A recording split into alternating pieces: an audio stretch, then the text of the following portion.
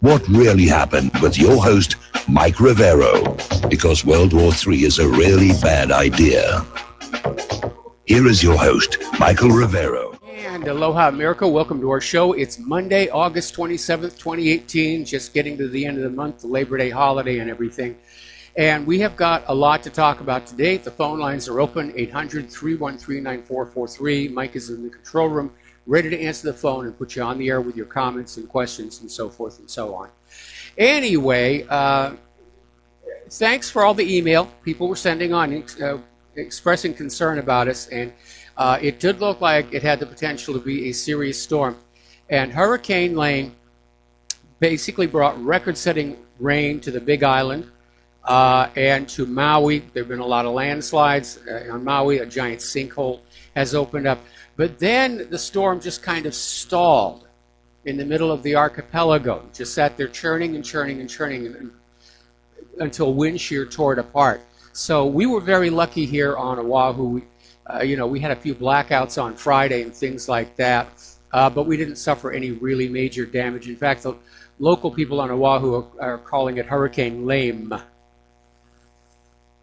So we got through that one here. A lot of water, not much wallop here.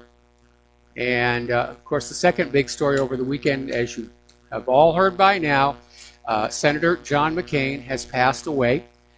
He sort of telegraphed that was imminent when he announced he was going to stop receiving treatment for his brain cancer. So our condolences go out to his family. And there have been all kinds of responses. Of course, the corporate media is just tripping all over itself, trying to sing his praises and make it sound like this was the saintliest man ever to grace the halls of Congress. And then you have reality on the other side pushing back. All those former Vietnam veterans and POWs who know the truth about what McCain was really all about. And let us not forget the Keating 5 scandal that involved McCain as well.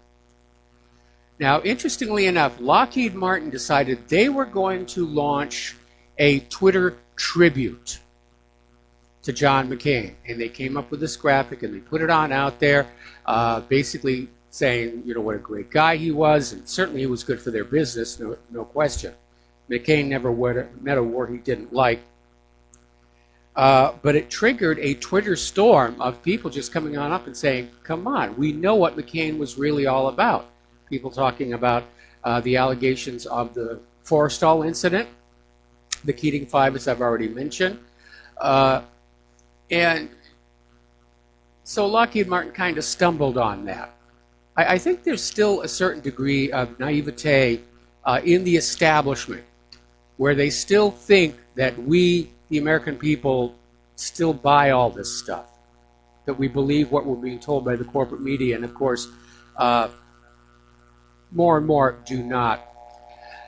Now, Donald Trump, of course, went out on Twitter and tweeted out his condolences, but failed to praise John McCain. And Fox News analyst Brit Hume basically chastised the president, saying that condolences are nice, but you have to say nice things about this guy. But you need to remember that McCain and Trump were never friends. They were definitely opponents, and they're both strong-willed men. Apparently, the White House American flag was being flown at full staff after McCain's death. That prompted an outcry, and now the White House flag is back at half staff. Now, the big question is, who's going to take over his seat? And Governor Doug Ducey in Arizona is looking at a short list, and apparently one of the names on that short list is Cindy McCain, John McCain's widow. Apparently she's under serious consideration by the governor. So we'll see what's going to happen there. But they're going to be running this thing about McCain all week long. All right, so let's talk about this mass shooting. Well, I'm not sure mass is the right word. There weren't that many people killed. But there was this video game tournament in Florida where they were playing this video game football, Madden 2019. And apparently this is a big thing where they go and compete and they share the games over Twitch. And apparently this one guy named David Katz lost. And people are saying he was very intense about what he was doing. He wasn't there to make friends. And last year he won the Bills Cup Series. So he's a major player. But apparently after he lost in this tournament, he opened fire on his fellow gamers and bystanders. And according to the police, 3 people, including the gunman, were killed and 11 more were wounded. And Katz's online profile was Bread or Ravens Champ. And obviously my question here is going to be, was this guy on prescription antidepressants? Because you just don't get that intense about a video game. And I know some people really do get intense about them. I don't do video games other than flight simulators. And all I do is just fly around and look at the scenery. That's the extent of my computer entertainment.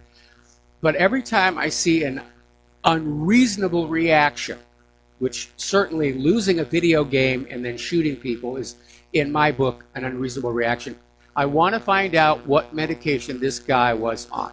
That's what I want to know. Okay, we're going to do a shout out now to our on-air affiliates who are just now rejoining the network. Turning over to the war zones.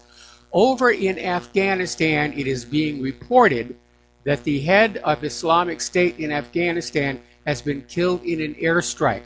Apparently, Afghanistan is heating up. There's been a surge in suicide bombings, terror attacks in Kabul, mass kidnappings, and apparently it's showing a growing resurgence of both the Taliban and Islamic State after multiple failed attempts of the NATO-backed central government to strike ceasefire deals with the Taliban. Well, here's what's going on. That NATO-backed central government is an installed puppet regime. And the people of Afghanistan don't want it to be there. Now, more recently, Afghan President Ashraf Ghani survived what appeared to be an assassination attempt back on the 21st when a hail of shoulder-fired missiles landed near the presidential palace in Kabul's green zone, interrupting his televised speech. All right, let's take a phone call. Dustin in New Jersey, aloha. Welcome to the show. What's on your mind? Mike, the shooting in Florida is just another symptom of a decadent society. I mean, I'm a gamer. I love my computer. I love my game consoles. But, I mean, this is just decadence. And also the society as a whole, which is decadence of not being able to handle anything just to go out and kill somebody else because you're angry. Kind of like what the liberals, neoliberalism is, like what they're doing in South Africa. And it's the same mentality. Yep. You know what I mean? It's crazy. I mean, like, you can't even, in this country, go to a restaurant without being bullied, and you can't even go to a video game tournament without getting killed. You can't walk the streets of this cities in this country without getting shot. So something has gone wrong. Our society is breaking apart. I mean, our society is breaking apart. You've got these groups like Antifa and Black Lives Matter that are out there beating up people with different political points of view. You've got politicians like Maxine Waters encouraging them to do just that. And it's tearing the fabric of our society apart. All right, Mike, as that being said, I got to switch gears. I know some people might be angry at what I said, but my condolences go to John McCain's victims, Mike. Because I got a lot of emails saying exactly the same thing. Yeah, this dude, and my condolences go to his first wife, too. This guy was not a good guy. He was a scumbag, okay? And the media can tell me he was a maverick. And then, Mike, you notice, if all the media agree, like Fox and CNN, MSNBC, he wasn't a good guy. Yes. Because, when they all agree, they're full of crap. But this guy was not a good guy. He brought a lot of death and destruction. And not only him, he's only part of a puzzle. He's a part of a larger group that just is garbage. So I'm not going to lose no sleep. And maybe he's burning in hell. I don't know. I don't care. I feel sorry for Cindy, his wife, and his kid. But, she is on The View, so she takes a lot of crap, and she gives a lot of crap, too. So you know where their family's at. you know. But but Mike, I'm going to switch gears because this is more important than that. Is what's going on in Syria, because there's something going on, because there's something coming, because Russia's sending our armada, and the U.S. Navy's got a couple I mean, you got that feeling there's another false flag coming real soon, like in the next 2 days. Oh, the Russians are already saying that's going to happen. There's no question. And this is a scary moment because, you know, you had that Russian politician says they should bring tactical nukes to Syria, which, you know, I'm against. You know, got to keep the tactical nukes out of that theater. But you know what, Mike? Like, I think it's coming to a point where this crap's not going to go on too much longer. I mean, how much more can this crap go on? You know what I mean? Like, but with the false flags and you cannot keep pushing this crap. Don't poke the bear too many more times. You know what I mean? Yeah. I mean, all it's going to take is somebody making a mistake, and we'll be in a hot war. There's no question about it. I mean, the U.S. keeps goading Russia. Great Britain is goading Russia. And they're all playing brinksmanship here.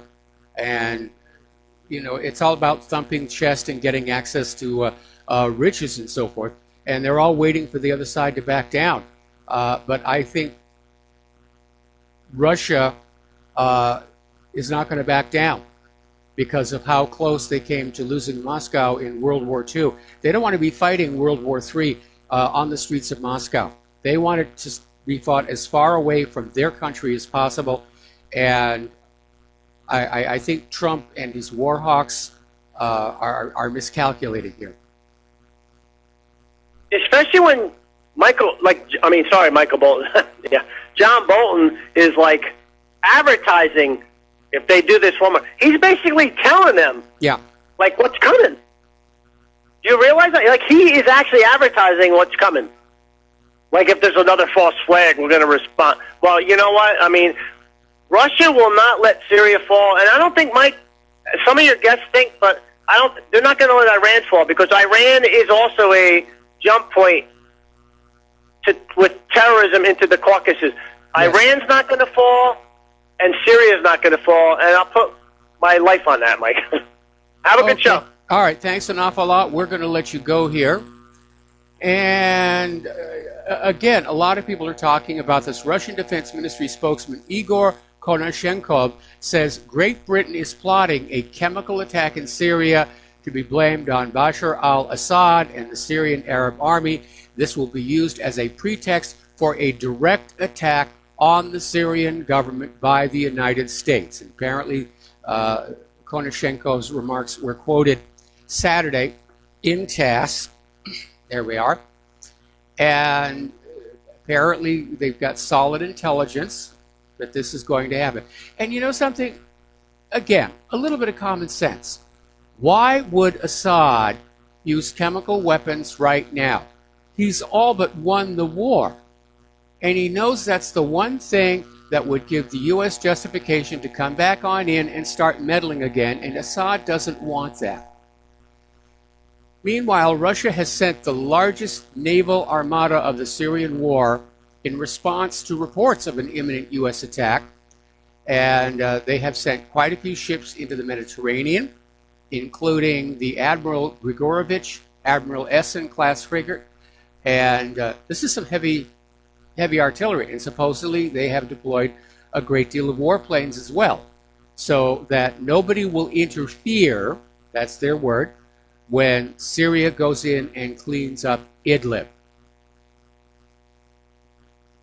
Now, over in global research, they're saying that what the U.S. may be trying to bring about is the reimposition of a no-fly zone in northern Syria. And I'll tell you right now, Russia will never go along with that. And neither will Syria. And so the U.S. will go on up there and say, we're going to shoot you down. Nope. We're getting so close to direct combat, conflict between us and Russia. That's a very, very dangerous place to be here. Meanwhile, if you remember the lesson of the Vietnam War, you cannot win a war just from the air. You've got to have boots on the ground. And right now, America's boots on the ground fighters in Syria are Kurds and Al-Qaeda. That's who they've got in there. Now, the U.S. is still out there demanding Russia has to leave and Iran has to leave. They've been invited in. They've got the permission of the Syrian government to be there. The U.S. does not. Apparently, several thousand militants, rather than sit there and wait for the Syrian Arab army to come down on them, are preparing for an offensive against the Syrian government forces. This is coming out of the Syrian Defense Ministry. And the ministry said the leader of the Tahrir al-Sham group has called on all militants in the Syrian northwestern province of Idlib to prepare for an offensive against the Syrian government forces. And several thousand militants with heavy weapons and armored vehicles are gathered for this offensive. Gee, I wonder where they got all those heavy weapons and those armored vehicles. There's been another little diplomatic tiff, if you will. Apparently, Russian aircraft were overflying the Black Sea, which Russia considers its zone of security. It's international waters, but they run security patrols here. And the Royal Air Force basically came on up with a couple of jets to, quote-unquote, escort them. In other words, to steer them where the British thought they should go. And the reason for that is they're saying that the plane was too close to NATO airspace in the Black Sea. Everyone's trying to change the map here. So the Russian embassy has basically protested to Great Britain and all this aerial chest thumping here. NATO, meanwhile, is starting to wonder who's calling the shots over there, because sometimes it seems like they're getting a little paranoid. Apparently, Greek media has reported Washington has stepped up its military activities in the Aegean Sea, which they claim is being turned into a U.S. training ground. Now, NATO has handed Athens a list of 50 what they call suspicious vessels it accuses of conducting reconnaissance missions in the Aegean Sea near the coast of Greece. Now, we're not talking military ships here. It's fishing boats, sailing boats, leisure ships. There's a lot of boats in that part of the world. And NATO's out there. They're all in cahoots. They're all spying on us. All right, let's take a phone call. Kevin in West Virginia. Aloha, Kevin. Welcome to the show. What's on your mind? Hey, Mr. Mike. What's on my mind is I keep hearing reports about when Trump, when he first got into office, the document was put in front of him about changing the succession of the DOJ, or Department of Justice, from the Attorney General to the Deputy Attorney General and then to the Solicitor Attorney General. And supposedly now it's completely changed with this tricked document that they had him sign, calling it a housekeeping matter. Is there any way for him to put that back the way it was? There is no succession in the Department of Justice. Attorney generals and deputy attorney generals can be hired and fired at the president's discretion. So I don't know where this story is coming from. But the reality is, you know, Trump does have the authority to fire these people and then replace them with whoever he wants. There's no automatic guarantee that if Sessions is fired, Rosenstein would become the Attorney General. In fact, I would say quite likely that is not going to happen under Trump's watch. How deep of a firing does he need to do to get control of the Justice Department? I'd have to look at an org chart, but I would imagine we're probably talking about at least a dozen people. Wow. Well, that's all my questions that I had.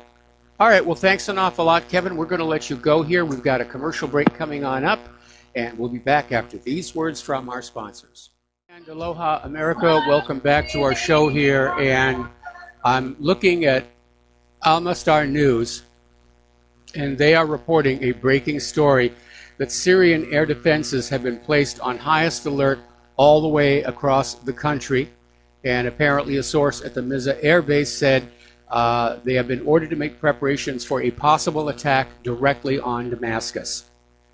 So it may be that the U.S. just isn't even going to bother with a false flag. They're just going to say, hey, we're the United States of America, we're exceptional, we're great, and we're going to take out Bashar al-Assad. But that is very alarming, to put it lightly. Okay, now, as everybody gets ready to go into Idlib, and this coming attack on Damascus may be the U.S. way of saving what's left of their terrorist buddies still in Idlib, Moscow is lifting sanctions against Turkey as a bargaining chip ahead of Idlib. And basically, Russia's going to lift the visa restrictions for Turkish nationals holding official passports, and stated that a Russian-Turkish working group will discuss the issue of Russia easing the visa regime for Turkish citizens in late August, which is where we are right now. Over at the United Nations highest court, the International Court of Justice, Iran has filed a lawsuit against the United States over President Trump's decision to reimpose sanctions on the Islamic Republic after he unilaterally withdrew from the 2015 nuclear deal. And according to Tehran, the policy conducted by Washington is nothing but naked economic aggression. And they went on to say that Iran will put up the strongest resistance to the U.S. economic strangulation by all peaceful means. Meanwhile, Mike Pompeo is saying that Iran's just filing of the lawsuit is an attempt to interfere with the sovereign rights of the U.S. because we have sovereign rights to go into other people's country and make a mess. By the way, apparently, when I saw this just before we went to airtime, Iran has announced it now has full control of the Straits of Hormuz and is saying the U.S. Navy does not belong there, which is technically correct. But the U.S. Navy has a bad habit, well, like the entire U.S. military, of simply going where they want. So we'll see what's happening there. Things are moving really, really, really fast. Up in Ukraine, they just had their Independence Day, and they had a big parade, the Independence Day parade. And apparently military personnel from 18 other countries took part in the parade, including American, British, and Canadian troops. That, too, is sending a message to Russia. Meanwhile, within the Ukraine army itself, apparently they have 50 brand new snipers who all speak Arabic. So, looks like the ceasefire is increasingly fragile. Okay. Let's talk about Cuba. Proving that it knows how to hold a grudge, the U.S. has had a blockade on Cuba for more than 60 years. And as a result, the tiny Caribbean island has lost a total of $134 billion in lost business over those 60 years. Now, the one thing that I really thought was a good idea under the Obama administration was they were saying, let's normalize relations. You know, let's get some Cuban rum and Cuban cigars over here. Let's get tourism going. And unfortunately, Donald Trump reversed that and just slammed the blockade back on. You know, whatever the blockade was being done for, the people who committed whatever offense, they're already dead. This is just the U.S. proving that it can bully any nation for as long as it wants to. It's another message to the rest of the world. We don't care how long it takes. We will just starve you to death. Alrighty, down in Israel, yes, on Friday they did have another demonstration at the fence between Israel and Gaza, and over 180 people were injured during these clashes with the Israeli soldiers. Now, not too long ago, the IDF shot this Norwegian activist in Kafr Kodum, and this was Matin Cohen, and the IDF's official response is, don't be ridiculous, we don't shoot women. And yet Kristen Foss has been shot twice, once in the abdomen and more recently again in the foot.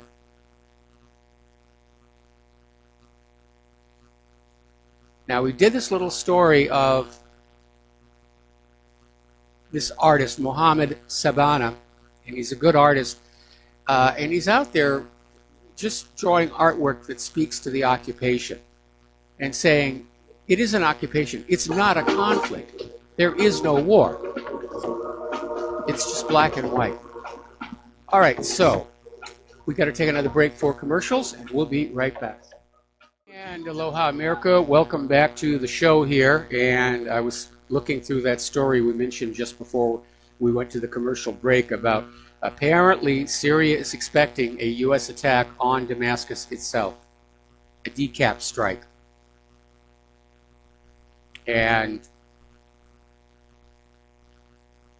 is the U.S. going to stage a false flag attack of some kind and say, oh, we've got to get that evil Assad? But again, Assad has no reason to use chemical weapons. That part of the story never held up. So learn if you're being lied to, look for what should be there and isn't. And in all these past claimed chemical weapons attacks, what was supposed to be there but wasn't was a reason for Assad to do something that stupid. And the same holds true. He's all but won this war. And the U.S. is getting desperate because they don't want to admit they've lost this one. That'll pull the rug out from the rest of the war agenda. Anyway, getting on back down to Israel, the United Nations is warning of the collapse of critical life-saving services in Gaza as the emergency fuel runs out. And apparently, pardon me, the regular electric service is only running for between 2 and 4 hours a day. And hospitals in Gaza are reliant on backup generators to keep things going. Now, the United Nations has donated fuel to keep these services running, but it will be used up in the next few days unless emergency funding is secured. Okay, now this next story, I got to tell you, this makes me angry. This does make me angry. According to this report that is coming out of Global Research, the Trump regime is going to formally reject the Palestinians' right of return, which is something Netanyahu wanted worked into Trump's deal. And the Palestinians said no, they have a right of return. It's UN Resolution 194 said Palestinian refugees wishing to return to their home and live at peace with their neighbors should be permitted to do so at the earliest practicable date. This is back in 1948.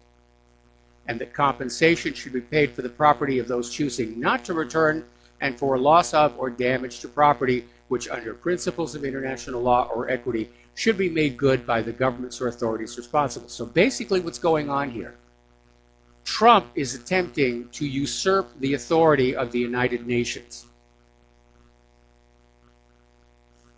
And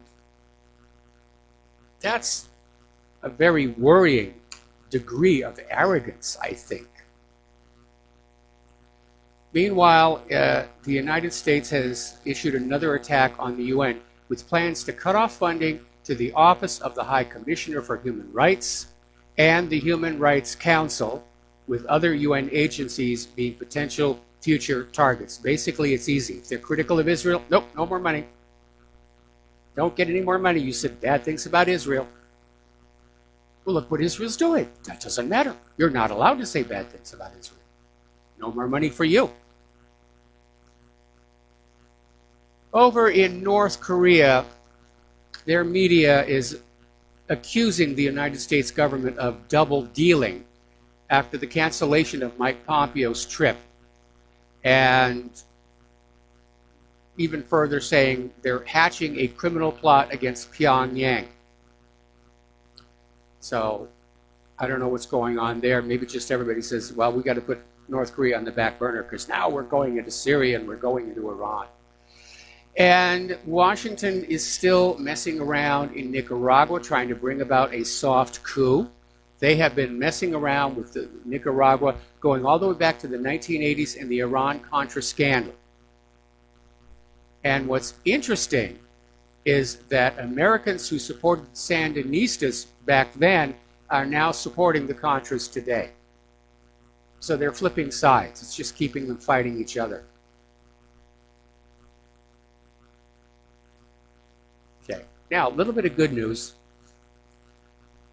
As you know, the corporate media has just been pounding Russia, Russia, Russia, Russia, Russia, Russia, Russia. Russia did this, Russia could do that, Russia's on the verge of being able to do whatever. Polls are showing it's not working. This is not like the Cold War, the 1950s and 1960s, where people naively trusted the corporate media. They know better now. And this propaganda to try and get us all to hate the Russians is just not getting a lot of traction. It's getting traction with people who don't know how to use computers. Certainly getting traction with people who make their money off the military-industrial complex. But that was basically it. So the propaganda just isn't working. We've been lied to so many times. We've been lied to so many times. Why would we ever trust anything this government or corporate media says ever again? Okay. Turning to the domestic political scene here, Rosenstein has now moved the Cohen case to New York and turned it over to attorneys in the Southern District. Now, Rosenstein did this to ensure that this witch hunt against Trump would continue even if President Trump shut down the junk Mueller investigation. They're making their contingency plans. How can we keep this going? Haaretz came out with a very interesting article, and it's in the form of a warning today to the American Jewish community. And it said, if Trump falls, the testimonies of Cohen, Pecker, and Weisselberg could spark an anti-Semitic backlash. I mean, I get all these emails saying, look, look at all these Jewish people who seem to be at the heart of this whole mechanism, and we don't want to be painting with a broad brush, but it is true. And now apparently Haaretz is acknowledging that, and acknowledging that the optics are not very good. Haaretz correspondent Chemi Shalev is saying that the trio's public profile is a Jewish stereotype.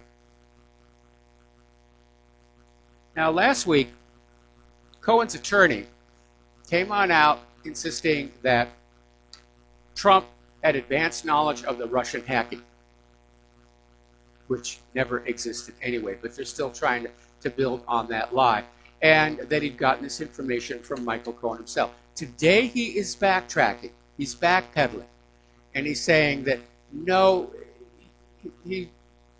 it's his instinct that Trump knew, but no direct knowledge. In other words, it was another lie and it got a lot of coverage. Always got to look for those retractions. Do you remember Anthony Weiner's laptop? And it was a big factor in this whole Hillary Clinton email investigation.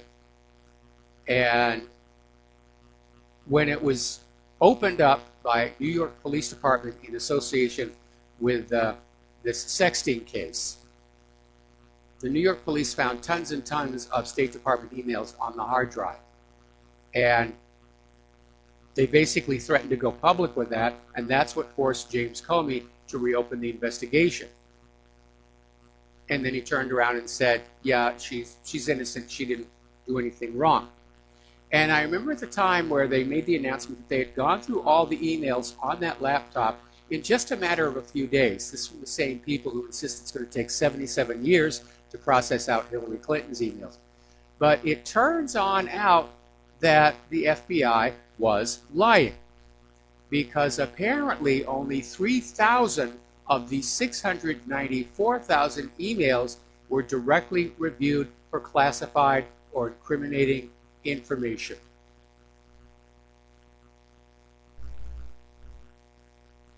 They just ignored what was on the laptop. There could be stuff there still. Now, this may be a little too late for Bernie Sanders, but apparently the Democratic National Committee is trying to repair its somewhat battered image for fairness and equality. And they've made the decision to strip the superdelegates of excess power. They're calling it an historic reform. And by the way, I've never heard of anything like a superdelegate in that Constitution. But the DNC's finally decided to limit the superdelegates' power to try and make the 2020 nomination process more fair. And that right there signals to me that Hillary may have decided not to run after all. But we'll see. It's a long time between here and 2020. Story coming on out from Investment Watch blog. Apparently this walkaway movement is really gaining steam. And a lot of Democrats are just leaving the party. And they're either becoming independents or libertarians or Republicans even. But it's apparently a huge movement, and it could significantly shift the voting come November. So I'm sure the Democrats are going to scream, we've got to have open borders, we have to have more illegal immigrants, we've got to get them registered to vote here. Turning to the economic news here, the latest batch of U.S. sanctions against Russia comes into effect as of today. And Moscow has already promised a proportional response. Now, the State Department document published by the Federal Register website on Monday outlines the new restrictions that Washington hopes will make Moscow more cooperative. In other words, we're going to go on beating you up economically until you do what we tell you. And these latest sanctions were imposed on the pretext of Russian involvement in the poisoning of Sergei Skripal and his daughter in Great Britain back in March, which was pinned on Moscow even though nobody has been able to produce any evidence to back that up. Just take our word for it. We're the government. We're the media. We wouldn't lie to you. Ooh, how dare you even imply that we would lie to you? How dare you dare that we would lie to you? All right. And for every action, there's a reaction. And Russia officially announces they're going to get rid of the dollar. And this is clearly a retaliatory move to the growing list of sanctions placed on Russia. Meanwhile, over in Germany, their foreign minister has said Europe needs to deal with these sanctions targeting Russia, not to mention China and Turkey, because the sanctions, especially the Russian sanctions, are going to harm British companies that are currently partnered with Russia. And indeed, that's been happening already. So Trump is throwing around these sanctions, and it's hurting our allies. And along those same lines here over at Zero Hedge, Europe is working on an alternative to the SWIFT system in order to gain their financial independence from the U.S. And they're working on this independent European or Franco-German financing tool that would allow Europe to avoid being the collateral victims of U.S. extraterritorial sanctions. Now, this story over in Sputnik News basically makes the valid point. The U.S. facilitates creation of these SWIFT alternatives by pressuring Iran and these other countries. All of this stuff is happening. The de-dollarization, it's a reaction to the U.S. trying to throw its weight around with Federal Reserve notes. And somebody had to realize that that was going to be the inevitable outcome, that we were going to see that. Story, again, Sputnik News. What will happen if the Gulf states move away from the dollar, if they drop the petrodollar deal?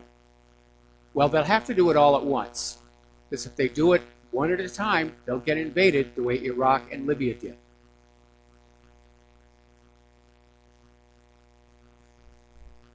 Now, the other day we were talking about how in Saudi Arabia, they were going to have this Aramco initial public offering. They were going to put about 5% of its national oil company on the stock market. And it was going to be $100 billion. It's a huge company, very profitable. And then all of a sudden, at the last second, it got yanked. And apparently, it's now come on out, according to Reuters, King Salman, Crown Prince Mohammed bin Salman's father, basically stepped in to shelve the deal. Now, the IPO was the brainchild of Crown Prince Mohammed bin Salman. And so people are saying that the king felt that maybe that was a little too great an exercise of independence, and that he basically wanted to teach Crown Prince bin Salman a lesson here. Down in South Africa, the land reform is going on. And of course, it's based on this idea where there's a group of people here who believe they have a right to property owned by this other group of people over here. And under Ramaphosa, they don't have to prove it. They don't have to have a document. They just, this is my land. You know, God gave this land to me. It's mine. And there's an old adage that possession is 9/10 of the law. And the burden of proof rests squarely with the person attempting to alter and abolish present property titles. Unfortunately, Ramaphosa's government campaigned on this idea that white farms were going to be confiscated and divided up among the black population. And it looks like it's moving forward. All right. Remember Wonga, the payday loan giant, huge company? Then they got into trouble because Watchdog realized their payday loans were basically running at 5,000% interest, almost 6,000% per year because of the way it was being compounded. So now former customers are demanding compensation, and Wonga is on the brink of collapse. They may be about to disappear. Okay, we're going to take a break for commercials, and we'll be right back. Aloha America, welcome back to our show. We're going to go back to the war zones here. Fars News is reporting that over 40 children have been kidnapped by terrorists in northwestern Syria with the assumption that they are going to be used in this false flag chemical attack amid reports on terrorists' plot to launch a fake chemical assault in the region. So it looks like it's on, and they're rushing because they know that most of us, we're trying to talk some common sense into the American people. Like, why would Assad do something like this? So, yeah, it looks like the U.S. is going to go right back into Syria, and hopefully that's not going to bring us into direct conflict with Russia. But at some point, Russia's going to stop being accommodating. Okay, turning to immigration and refugees. Apparently on a beach in Spain, near a luxury hotel, tourists were just out there enjoying themselves, and all of a sudden one of these boats just, came up on the beach. It was just packed with migrants who got out of the boat and just literally climbed up a cliff to get into the interior. Apparently, there's an African migrant who has been arrested out in Italy for supposedly pushing a young teenager to her death off a cliff after it is thought he tried to rape her. So, thank you, George Soros, and your Open Borders initiative. That's worked out really well for people.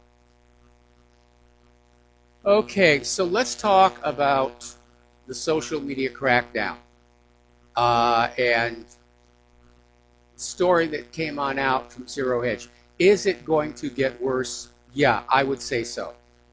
At this point, it is very obvious, despite all of the claims coming out of Google, Twitter, Microsoft, Snapchat, and the other major social media companies. They're not being fair, they're not being balanced, they're not being even-handed. They're pushing the Democrats. And apparently last Friday, representatives from all these social media companies gathered to discuss strategy for the 2018 election. In other words, who gets blocked?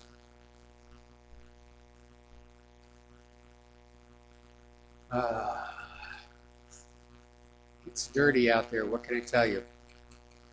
Now then, there's a document that got leaked out, 49-page document, that reveals that the man behind all of this social media censoring is none other than George Soros. And he's the world's wealthiest liberal political agitator. He loves exerting influence via his immense personal wealth at the grassroots level of many political struggles around the world. I think George Soros makes a convincing argument for socialism by showing how individuals with way too much money can cause a lot of harm. All right, we're going to take a break for station identification. We'll be right back after these few words. And aloha, America. Welcome back to our show, hour number 2. The phone lines are open, 800-313-9443. And apparently over at Charter Spectrum, this huge, gigantic cable company that, at least where we live, does not actually deliver the bandwidth that they advertise. You'll remember that last year, the cable and broadband industry lobbied the government to kill off broadband privacy rules at the FCC. Now, the rules were fairly basic, requiring that ISPs and cable operators clearly disclose what data is being collected and sold, but also provide working opt-out tools for users who don't want to participate. Now, the rules also contain restrictions requiring that consumers opt into more sensitive data collection, as well as some requirements that ISPs and cable ops adhere to standard security procedures, which you think would make sense. However, BuzzFeed has now found a vulnerability on the Charter Communications Spectrum website and makes it possible for just about anyone to take over your account without a password.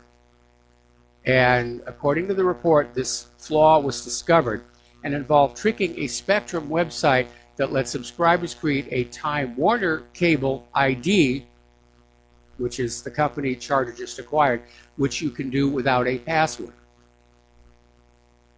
And it's a tangled, if a targeted customer hadn't yet registered for such an ID, a website flaw let a hacker trick the website into creating one by replacing their own IP address with the customer's using the X forwarded for technique, which is a relatively trivial affair.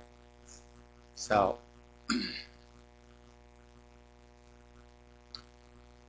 they're being very reckless about this. There was a story on Fox News just a little while ago where apparently now there's a big stink that colleges and universities are selling the data on students from their exams and their homework and their term papers. All right, let's take a phone call. Mark in North Carolina. Aloha. Welcome to the show. What's on your mind? Hey, how you doing, Mike? Mike, here, let me just make this lower. Spectrum website. Anyway, I just want to call and say what you said about Soros. That's this is an example of maybe why we might need socialism. Not only Soros, a bunch of these billionaires. Yeah, I agree. I've been telling other people. Yeah, I think we need to raise our taxes on the rich multiple times. I'd like to see a 90% income tax on anybody making over $1 billion. I mean, over $1 million. I'd like to see their their wealth taxed on top of it. These people don't need this much money. What it is doing is it's giving them too much power, too much influence, and they're influencing even more policies. And that reminds me about what you were saying about Syria. What is it? You said they're getting ready to another false flag, right? Another chemical false flag. That's what the Russians are saying. That's what Fars News is saying. Yeah, I believe. And we've seen so many of these things over and over again.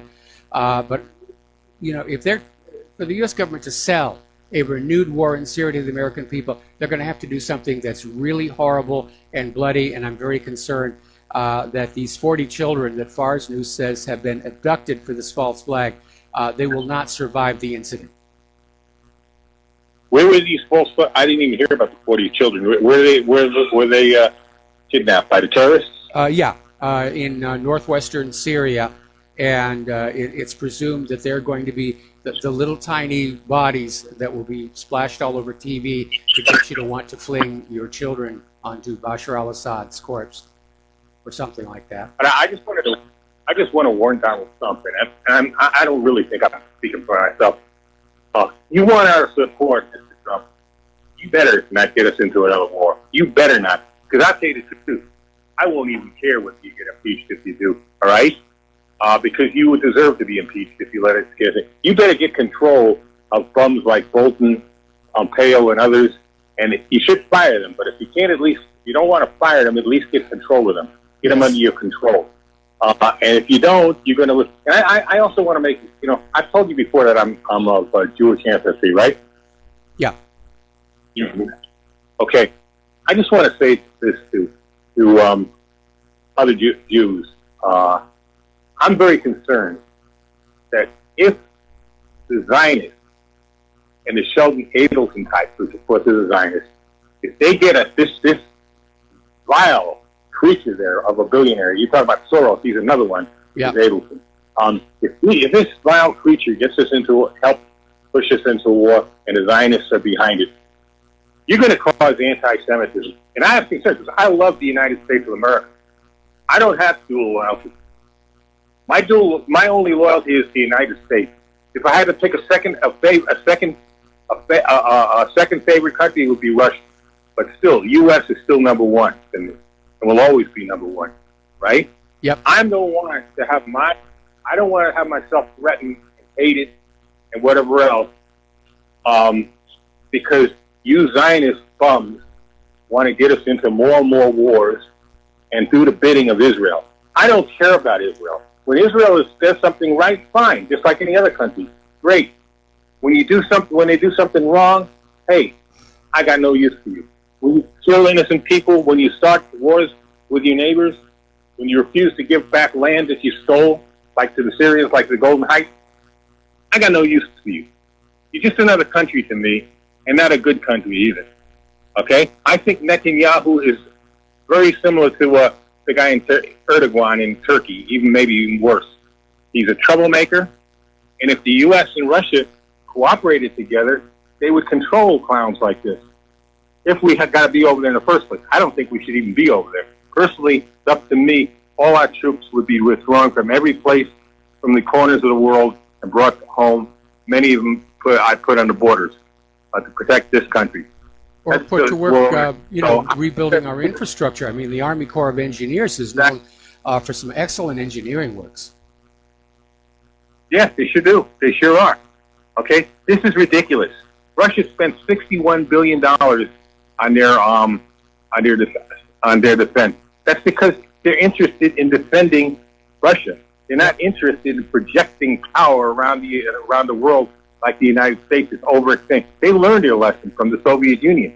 They understand.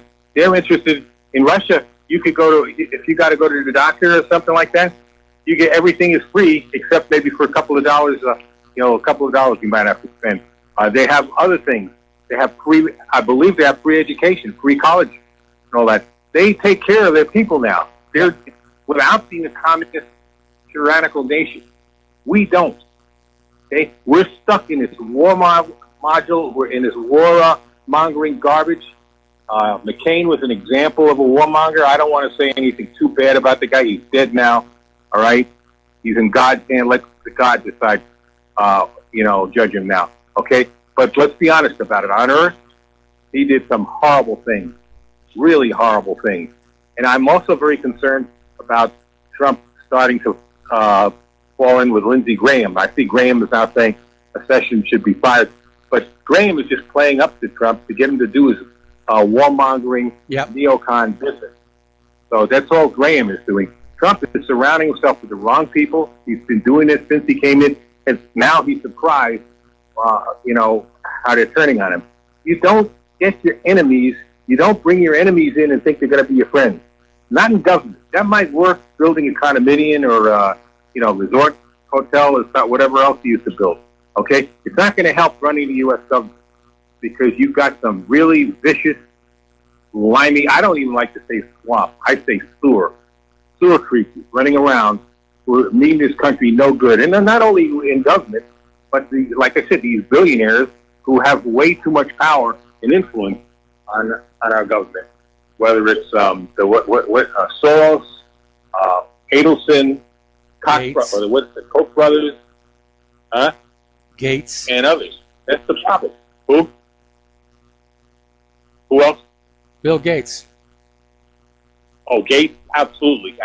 Bill Gates, Zuckerberg, another one. With these tech companies, another thing he's got to do.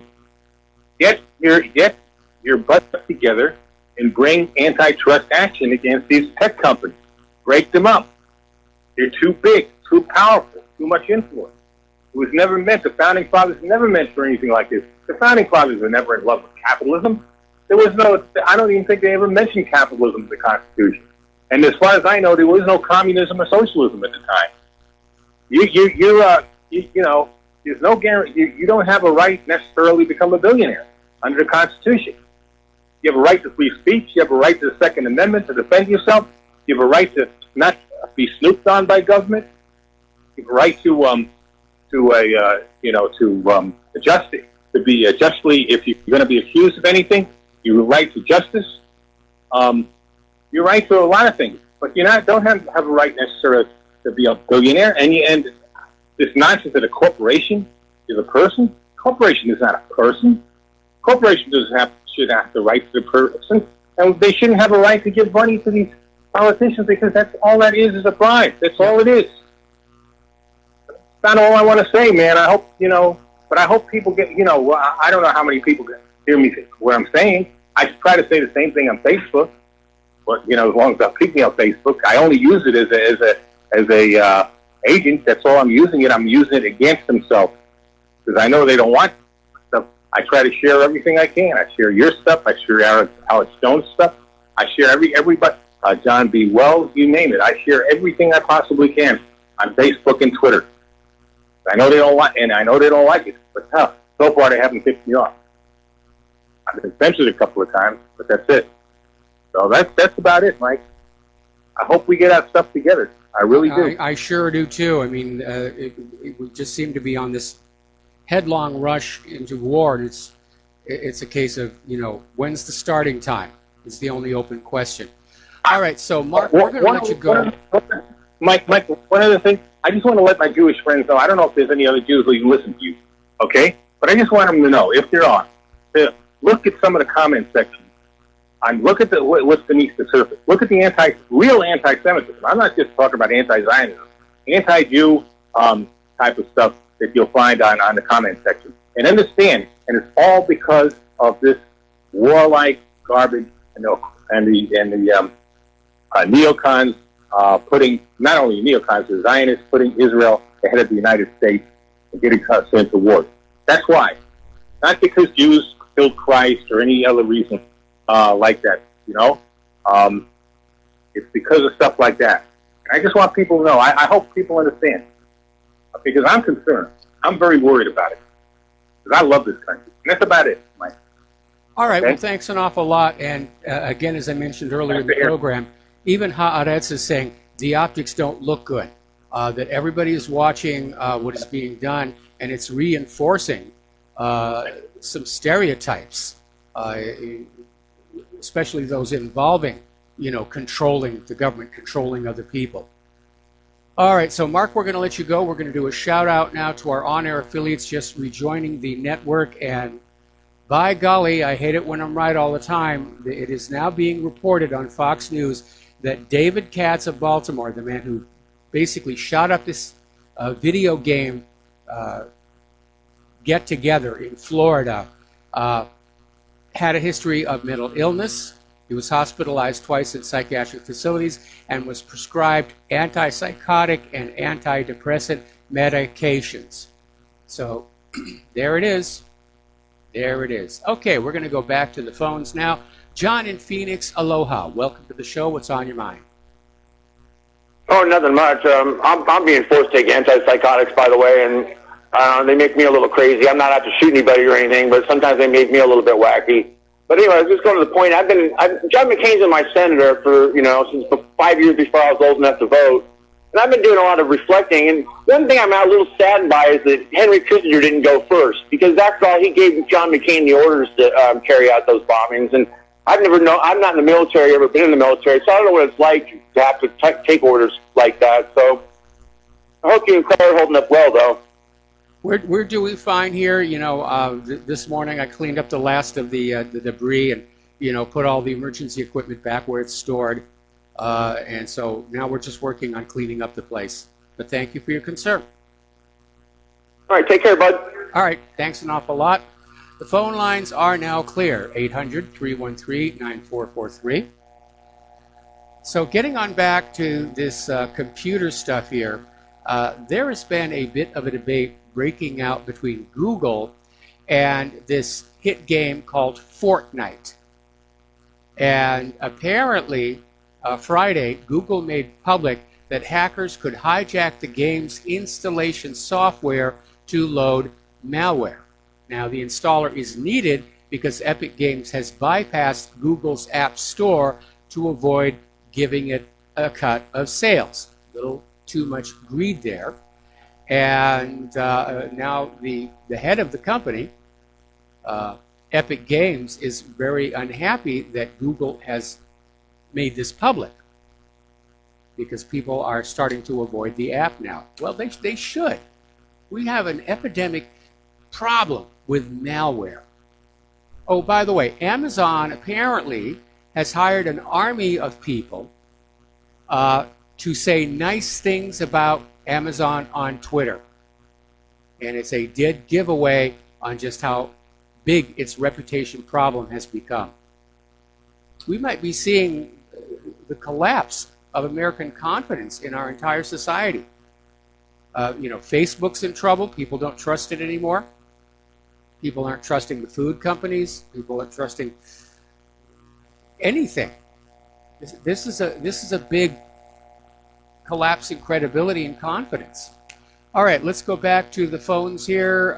Frank in North Carolina, aloha. Welcome to the show. What's on your mind? Well, I think I heard just yesterday somewhere, the statistic, or someone that worked in the school system here said to watch your children because the leading cause of death, 10 and over, in our schools of our students is suicide. So I think that tells you a little bit of outlook on people's view of our society, whether they know it or not. Happy John McCain is dead week. And I really agree with people that say that we should build some type of tribute or memorial to the tumor that killed John McCain. I would donate some money to that. I don't have any freaking tolerance for disgusting people like he is. Total criminal. They're lionizing the guy. It's like, that's one thing everybody can agree on. When there's a criminal that dies, all of our people, all of our politicians can come together and talk about what a great guy he was. It's just amazing. I had on this Florida shooter. I understand that he was a big Hillary Clinton supporter and a big hardcore leftist anti-Trumper. I didn't hear that. I haven't seen that yet. All I've gotten so far is a confirmation that he was in fact taking antidepressants. Okay, well that's always my first question. Were they on antidepressants? The third thing, are you familiar at all with this publication? I'm not. I've heard it. I think it's called True Pundit or something like that. Yeah. We've sort of waved at each other as we cross in cyberspace. Okay, well, I just came across this earlier on another radio show, and I wanted to get it out.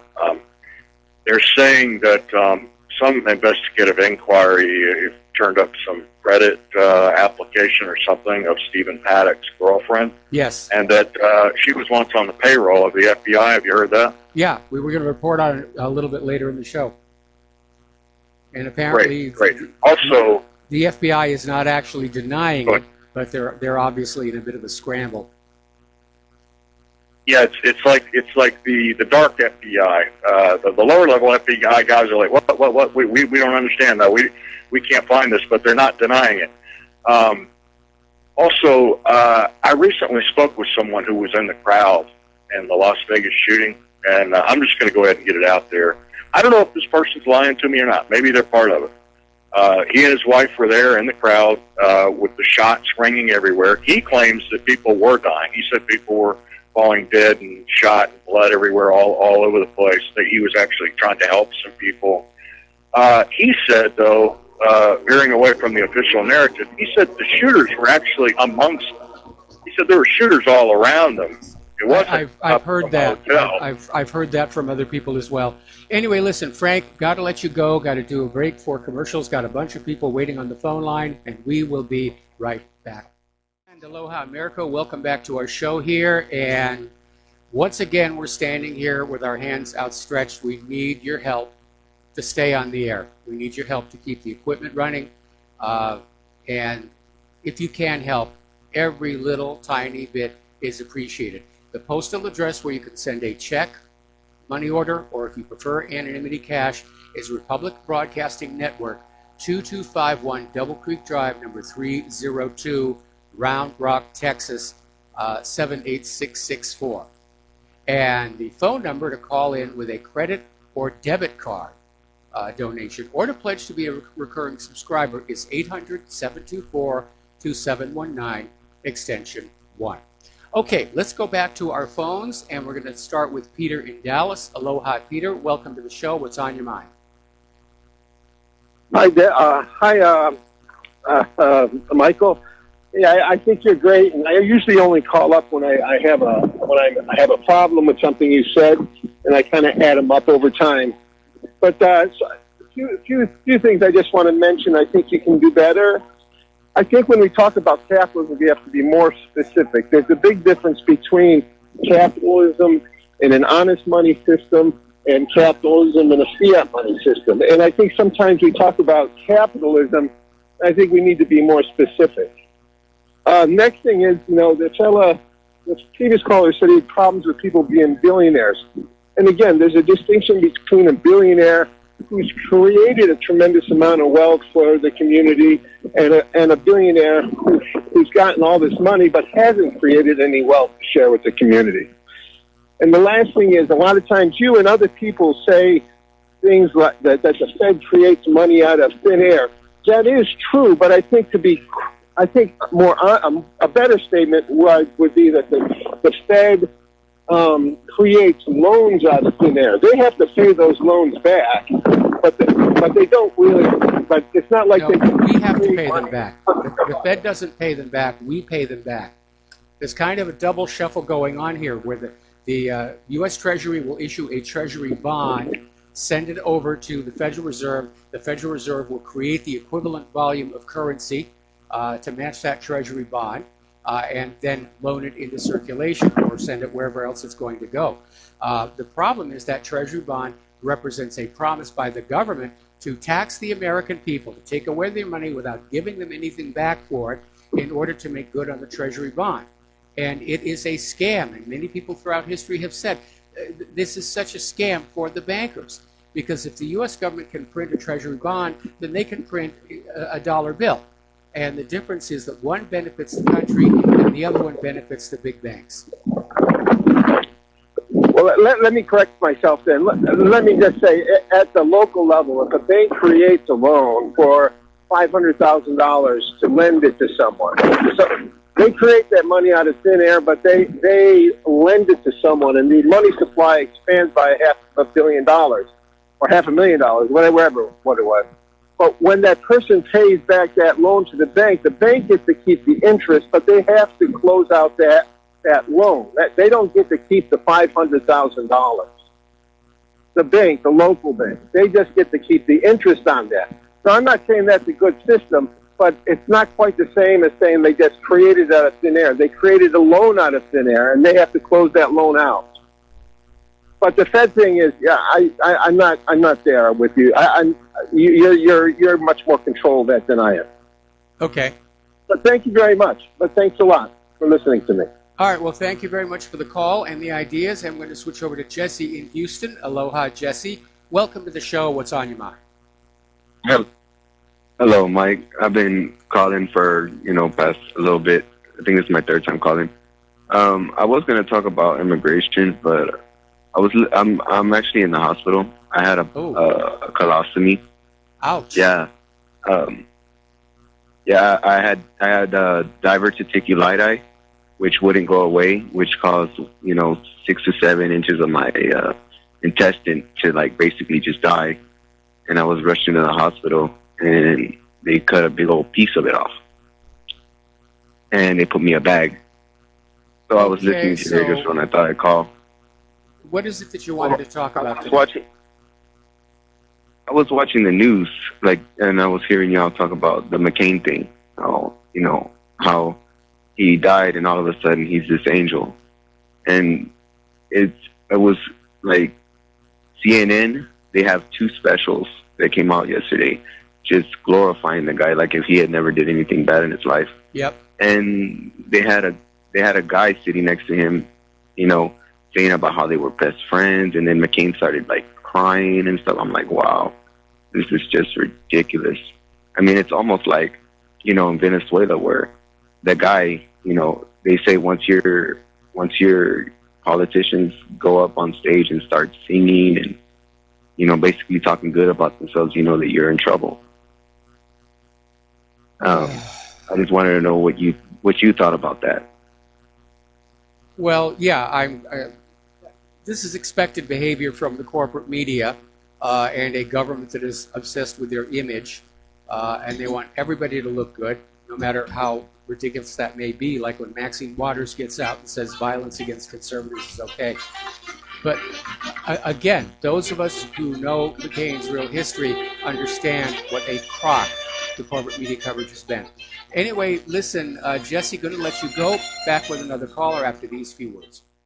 Aloha, America. Welcome back to our show, and we're going to take a phone call from Steve Elkins. Aloha, Steve. Welcome to the show. What's on your mind? Goons and trolls, Michael. I just want to, normally I would address this with you just personally, but since we have some goons and trolls out there, I think I'd like to set the record straight on a little email you sent over to me. And that's exactly what you've got here, a troll or a goon by the name of Heather Oxtott, which I think that's a phony name. I'm sure it is. Yeah. But I just want to be I'm a stand-up guy, and I think you know I am. We've had a lot of conversations through email, and I respect 100% what you bring to the table to this network. This network is around because of you. I acknowledge that. If we have differences of opinion, it's because we have differences in experiences, and that is very much welcome. I have no problem. That's what's great about RBN. Yes. We have different experiences, which lead us to different opinions. And I just want to set the record straight that I think this is nothing more than a ploy to cause some disruption in the network. Yes. Somebody who appears to be a loyalist to you coming in. Happen where somebody will come on in and say, oh, it was my first assumption that this email was sent to try and cause a disruption, which is why I didn't erupt or get upset. I just forwarded it to you, and I said, I think, this is what's going on here. Yeah. Okay. That's exactly what's going on here. And it's funny that I'm reading it now, and one of the callers used the N-word. And evidently I should have barked and screamed really loud at him, but I spoke to him as like I would a kindergarten child to say that is not a term we use here and respect here. This is definitely troll work, trying to cause some trouble between hosts and the network. And I just want to let you know, heads up, you know where I am. I've talked to you a lot on email, yep. And I respect what you bring to this table. I really do. And we may disagree on some things. Like I said, we have different experiences, which lead us to different opinions, and that is respected on this network as far as I'm concerned. Absolutely, absolutely here. And it's not just trying to cause friction between the different hosts and everything. We're starting to see more and more phone calls that are intending to basically just shake the show up and cause disruption. We just have to be very careful about that, that we stay in control of our program and not let the troublemakers come on in and do things that would offend our audience. I totally agree. Totally agree. Stay on point, and that's what I've been doing when I talk about issues. This person definitely has an agenda. I can read through it. It's an agenda. Yep. That's it. Thanks, Mike. Appreciate it. Great show. All right. Thanks an awful lot for the phone call. We're going to switch over to Jim in Chicago. Aloha, Jim. Welcome to the show. What's on your mind? Hello, Michael. One question. With the situation that's about to happen in Syria, primarily Damascus, do you think this could be wag the dog? I don't know what they would be wagging the dog away from. I mean, it's no secret that the U.S. government's been trying to get Assad out of there for like 7 years. And if you want to talk about wag the dog, it's all this media obsession with John McCain. They're not reporting on any of this other stuff. Right. Well, the reason I mentioned that, considering last week, Donald Trump was almost cornered due to his friends ranting on him and running to the feds. This is what I mean by wagging a dog. Well, you mean, is Trump going to use the military action to distract the media from his legal troubles? Yeah, just like not be the smartest thing to do. Now that Cohen's lawyer has had to backpedal and say that no, he doesn't actually know for a fact that Trump knew about the Russian hacking. That was just his instinct. Well, that's as good as saying I lied, and Trump needs to get that stuff out there. Right. Okay, well, I was just curious, and also the fact that you do have John Bolton over there. God only knows what he's doing. Yes. So, okay, Michael, thank you very much. All right, thanks an awful lot. We're going to let you go, and the phone lines are now open again. So let's, okay, they're now talking about Jacksonville. All right, so that caller we had like 3 callers ago is talking about how Marilu Danley, who is Stephen Paddock's girlfriend, or was, basically on a credit card application listed the FBI as her employer.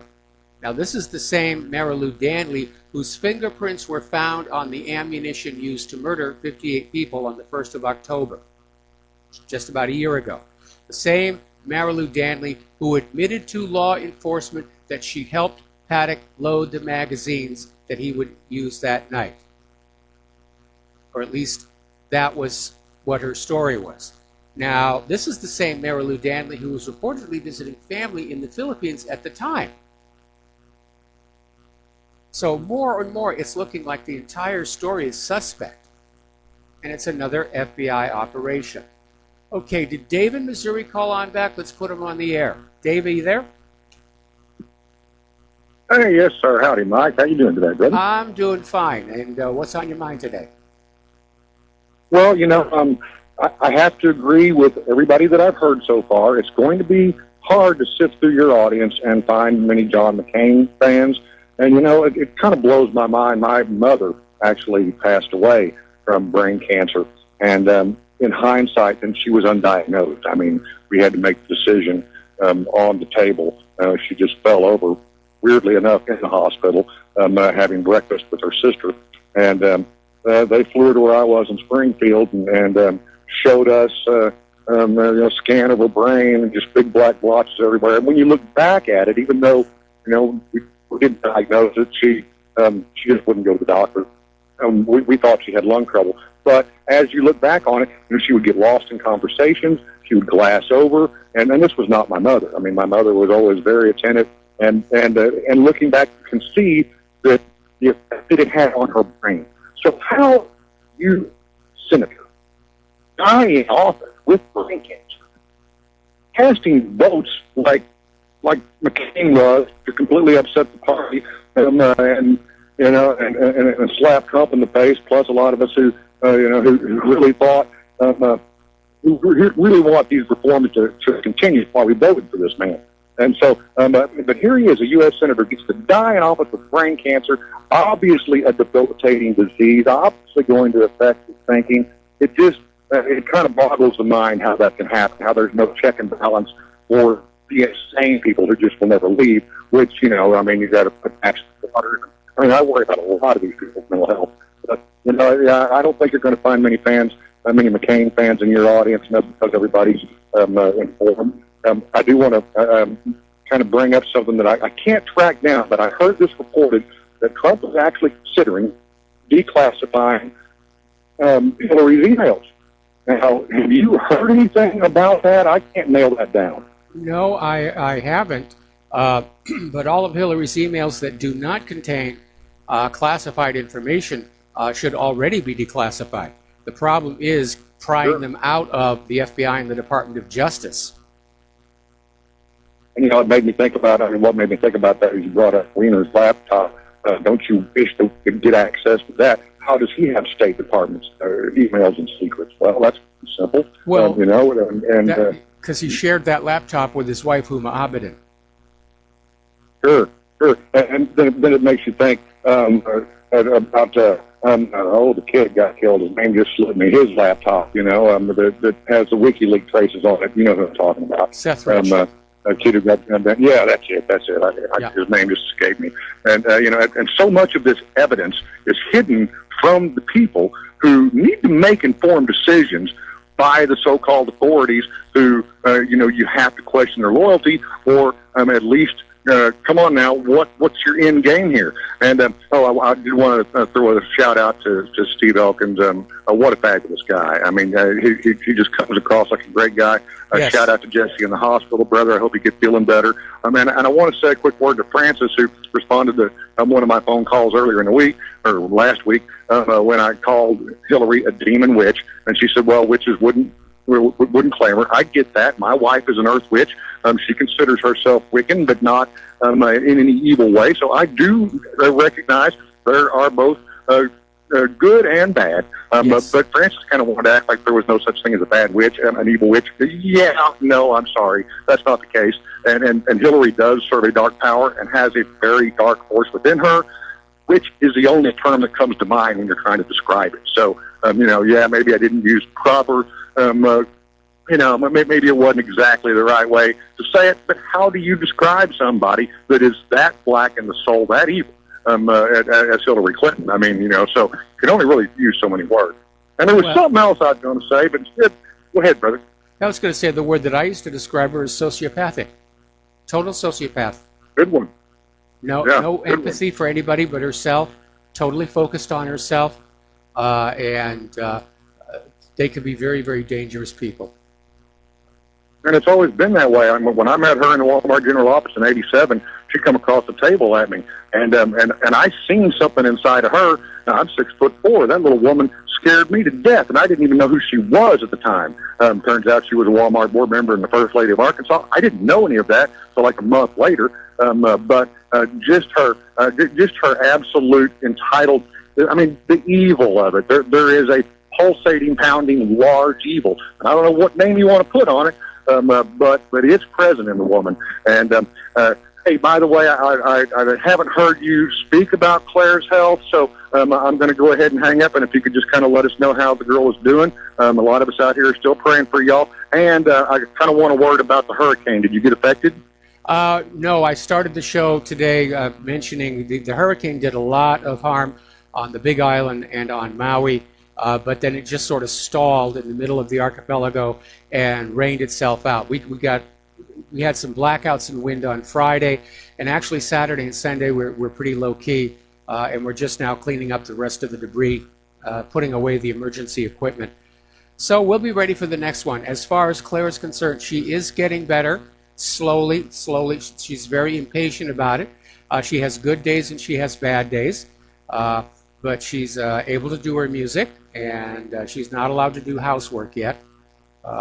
So we're waiting for the next meeting with the orthopedist to start really looking at that one vertebra that is the cause of so much pain. Well, I'm sure sorry she's suffering. Tell her that we're out here praying for her, and we love you all very much. Folks, please support RBN. Peace out, brother. All right, thanks an awful lot for the phone call, and the phone lines are open again.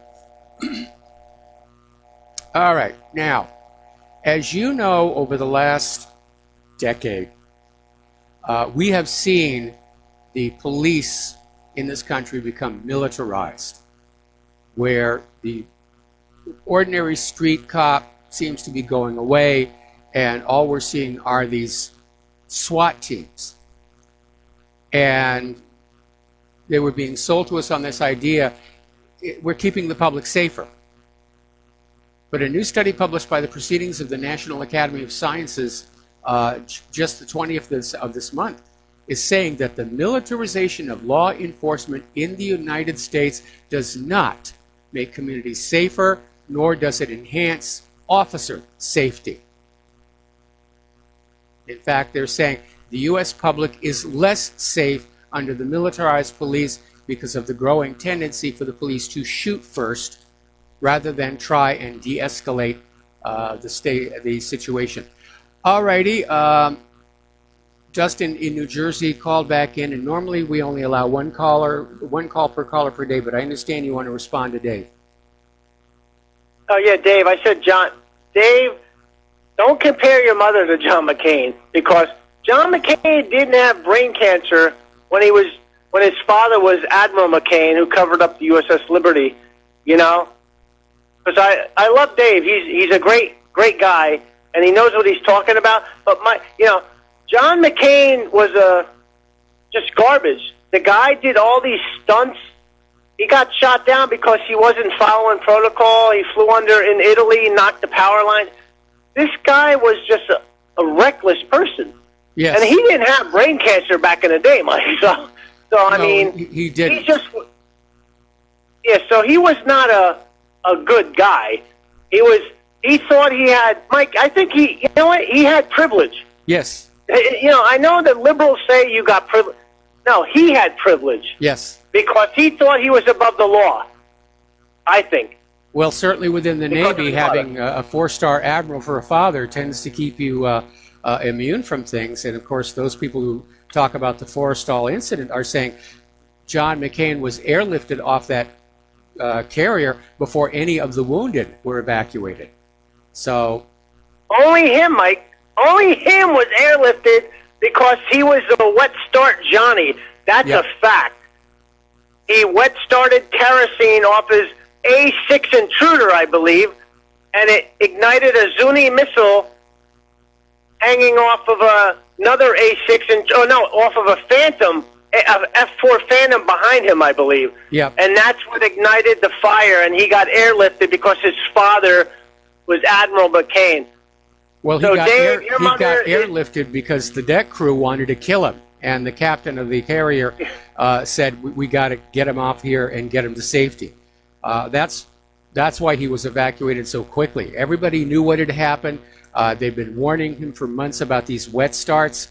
And for those who don't understand the term, a wet start is when you're spinning up your jet engine, and you're supposed to put the fuel and the ignition on pretty much at the same time to get the engine going.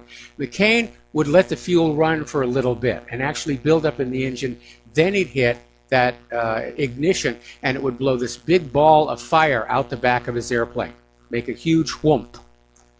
And he loved really doing that, mostly because of the look on the face of the pilot right behind him. But it is a very hot bit of burning kerosene, and it did touch off a Zuni missile. And it ignited, Mike, the Forester. How many people died? Like 100? 80? 50? Yeah, 180. Yeah, but Mike, they sold the Forester for a penny from a Texas recycling yard. That's all I got to say, Mike. All right, well, we'll let you go here, and we got another caller waiting on the line. Aloha, America. Welcome back to our show here, and let me turn this up just a little bit. So I'm getting complaints that my YouTube channel is there. That should be a lot better. Okay, so let's go back to the phones here. To Paul in New Jersey. Aloha, Paul. Welcome to the show. What's on your mind? Well, Michael, concerning John McCain, for one, I'm willing to forgive anybody in their youth and because of youthful indiscretion. So the mistakes he made in the Navy, and even if he was a songbird at the Hanoi Hilton and was being tortured by the Vietnamese, I would forgive them for that in a second. Well, if Richard Nixon hadn't signed a blanket pardon for all the returned POWs, John McCain would have been up on treason charges. That doesn't sound like a youthful indiscretion to me. Well, I just see myself in the situation of being tortured or anybody being tortured, and I always believe if they're being tortured, just give them the information. There's no information really that's that vital that you shouldn't just give to the enemy. And by the way, that's part of the reason why a good general doesn't give too much information to the soldiers. Yes. Knowing that if they are captured, the information could actually be disinformation. You don't want to inform them too well. Now, but that's not the problem concerning John McCain for me.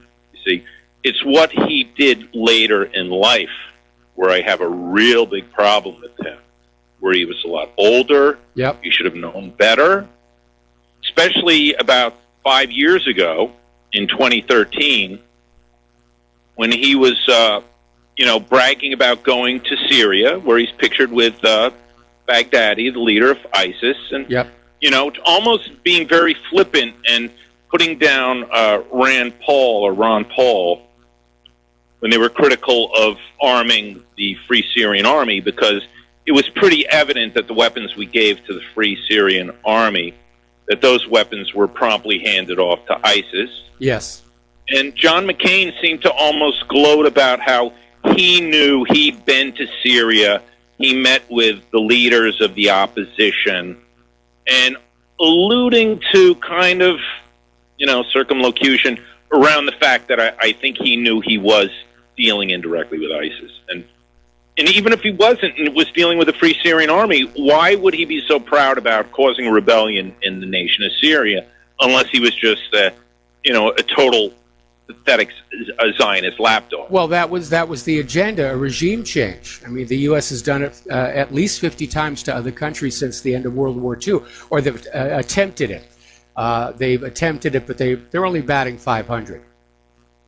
Yeah, and so John McCain, he would love trying to topple the Ukrainian government and the Maidan, coup. He loves the Iraq War I, Iraq War II. There's no war he was ever against. There was no arms sale he was never against. Well, you're absolutely correct. For violence. Anyway, Paul, got to let you go. Got to take a break for station identification. We'll be right back after these few words. And aloha, America. Welcome back to our show, hour number 3. The phone lines are open, 800-313-9443. Now, do you remember that compound they found in New Mexico where the kids were being kept? One of them apparently died there from medical neglect, wasn't getting his medication. And they were finding that these kids were literally being trained how to shoot schools up. Well, now, apparently somebody was able to get in there and acquire some of the materials from this compound before it was bulldozed at the order of a judge, because they found a document. It's a terror attack manual targeting a hospital in Atlanta. So there was something going on here. And what's really interesting is, again, we find out the FBI knew these people were there, and they weren't doing anything about it. Remember Cliven Bundy? All that the government put him through. Well, he's refiled a lawsuit against Nevada and Clark County governments. And the previous lawsuit, which was filed back in January, was thrown out after Bundy and his lawyers failed to take action in the case. Now, this suit claims that former President Barack Obama's late 2016 establishment of Gold Butte National Monument, which occurred while the rancher was in federal custody, was as illegal as it is unlawful and would preclude him from continuing to function on his land and destroy his livelihood. So in the latest version of the complaint filed this week, Bundy's lawyers are listed as Larry Klayman, go Larry, along with Las Vegas attorney Craig Mueller, who ran an unsuccessful bid for Nevada Attorney General in the Republican primary. So they're going to go back to court here and basically challenge this idea that a president can just willy-nilly declare a national monument and harm people's livelihoods. All right. Now, do you remember the Flint water crisis? And apparently, the Michigan Health Director, Nick Lyon, has been remanded for a manslaughter trial. He's the highest-ranking official charged for the Flint water issues. And he's being charged with involuntary manslaughter, meaning they acknowledged that he didn't know death was going to result from the decisions made about the Flint, Michigan water system.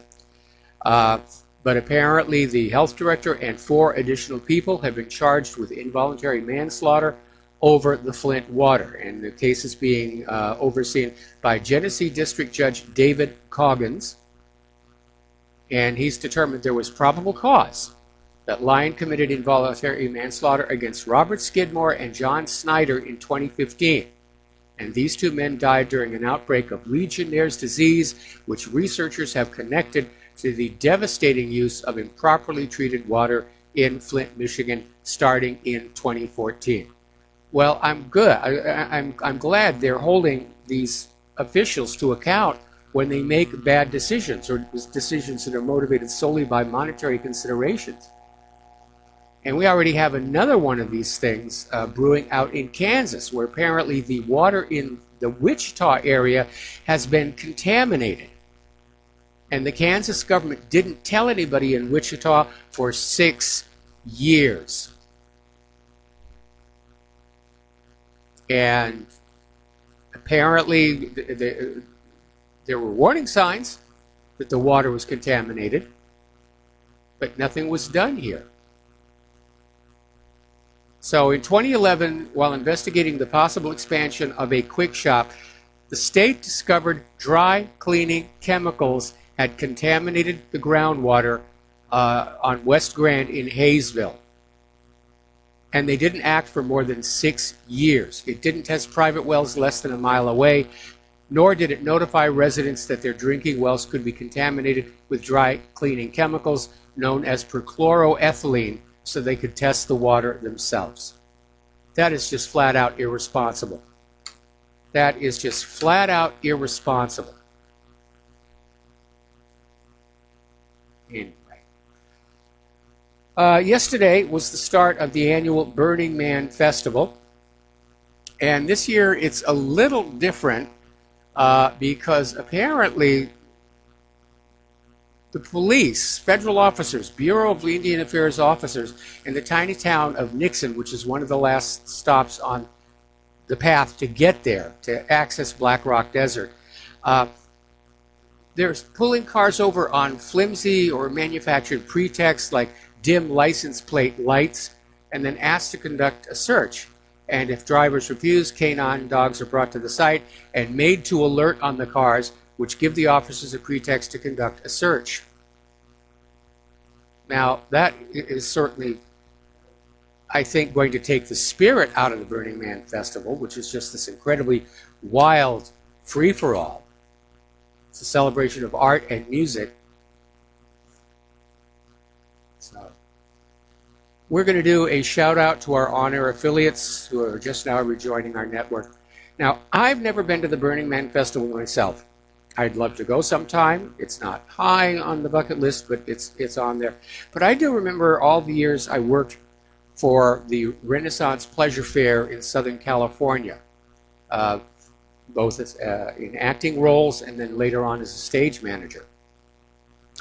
And it was very cool, especially at night when the customers would leave and the place would shut down. It would really feel like you were living back in the Renaissance. So I have good memories of that. All right, let's talk about glyphosate. Apparently, following this glyphosate lawsuit, General Mills is now removing the 100% natural label from Nature Valley granola bars. Just decided they weren't going to go there. Article from Waking Times, and this one I think is probably on page 2 or 3 of the main site. And it's talking about a list of products and foods that have tested positive for Monsanto's carcinogen glyphosate. And here is the point of the article. This chemical has become so prevalent in our environment. Trace amounts are showing up in all kinds of places you wouldn't even think represented a problem. And so these products have been tested, and let's see. This is from, as I said, it's Weekend Times. And the foods are, I'm just going to give you a few examples here. Original Cheerios, Honey Nut Cheerios, Trix, Kellogg's Corn Flakes, Annie's gluten-free bunny cookies, Cheez-It Original, Doritos Cool Ranch. I mean, it's a long, long list here. And those were tested by the Detox Project, and then over at the Environmental Working Group, they did more testing. Nature's Path Organic Honey Almond Granola, Giant Instant Oatmeal, and Moms Across America was testing orange juice. And Tropicana, Minute Maid, Stater Brothers, Signature Farms, and Kirkland all have glyphosate in them. This one was a disappointment to me. Ben and Jerry's ice creams. Now, Ben and Jerry's is saying they were unaware of this. It is a microscopic amount, and they're working very hard to clean up just where in their supply chain this is coming from. So you don't have to give up your Americone dream here. Friends of the Earth Europe, they're finding soybeans, soybean fodder, cottonseed, sorghum, barley straw, lentils, sweet corn, sugar beet. It's just all over the place here. And here's where it gets weird. There's glyphosate being found sprayed onto women's feminine hygiene products. Why on earth would they do that? A probable human carcinogen. Apparently, certain vaccines contain glyphosate. And it's just permeated through the environment. Mercola back in 2014 reported human breast milk tested positive for glyphosate. Human urine samples have tested positive. Rainwater samples, groundwater supplies. It's everywhere. Monsanto has just, for the sake of a fast buck, soaked us all in a probable human carcinogen. And now they're out there whining and crying because they're being sued like crazy. And so, over in Vietnam, with the landmark court ruling regarding Monsanto pesticides, the nation of Vietnam now wants Monsanto to pay for the chemical warfare waged by U.S. troops. Because back during Vietnam, Monsanto was saying the same thing. Oh, this Agent Orange, it's harmless, it only affects plants. And the Vietnamese doctors were saying, no, there's all kinds of birth defects, there's all kinds of serious injuries. Apparently, the Agent Orange, which is the most powerful defoliant ever made, was highly toxic. And it included dioxin, which is a very long-lasting toxic ingredient. Now, Monsanto is out there trying to say, well, we didn't intend for that to be in there, it was just a mistake. But it is a very dangerous substance here. Now, I'm sure that what's going to happen is that Monsanto's going to come on back and say, we were in a state of war, and I can't be sued for things we do in a state of war. But Monsanto may actually be in serious trouble, because a lot of people are, first of all, their trust in Monsanto is shattered by this lawsuit. In fact, I think Americans' trust in corporate America as a whole is pretty much shattered. We're being sold shoddy, harmful products in the name of a fast buck. So, apparently a Cheerios weed killer class action lawsuit has been filed against General Mills over their glyphosate ingredient. It's really a mess out there. And glyphosate, like GMO, is something that once it's out in the environment, it's impossible to get back. The damage is done. I don't know how long glyphosate lasts in the environment. But even if we stop using it today, even if it's banned across the globe, it's going to be with us for a while.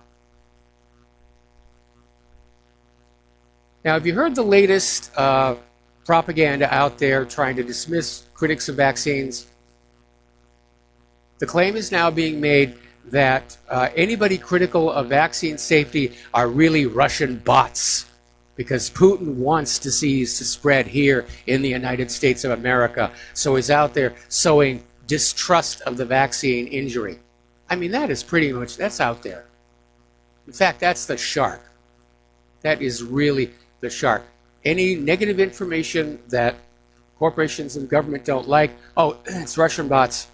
It's Russian bots causing us trouble. All of those independent media people, they got to be working for Russia.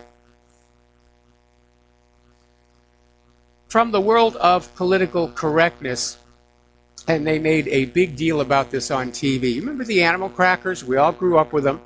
And the box is supposed to represent a circus train from the days when circuses did travel from town to town with trains, and some of those railroad cars were cages. Single cage, double cage, quadruple cage, and that's what that box is supposed to represent, the railroad car. Well, PETA,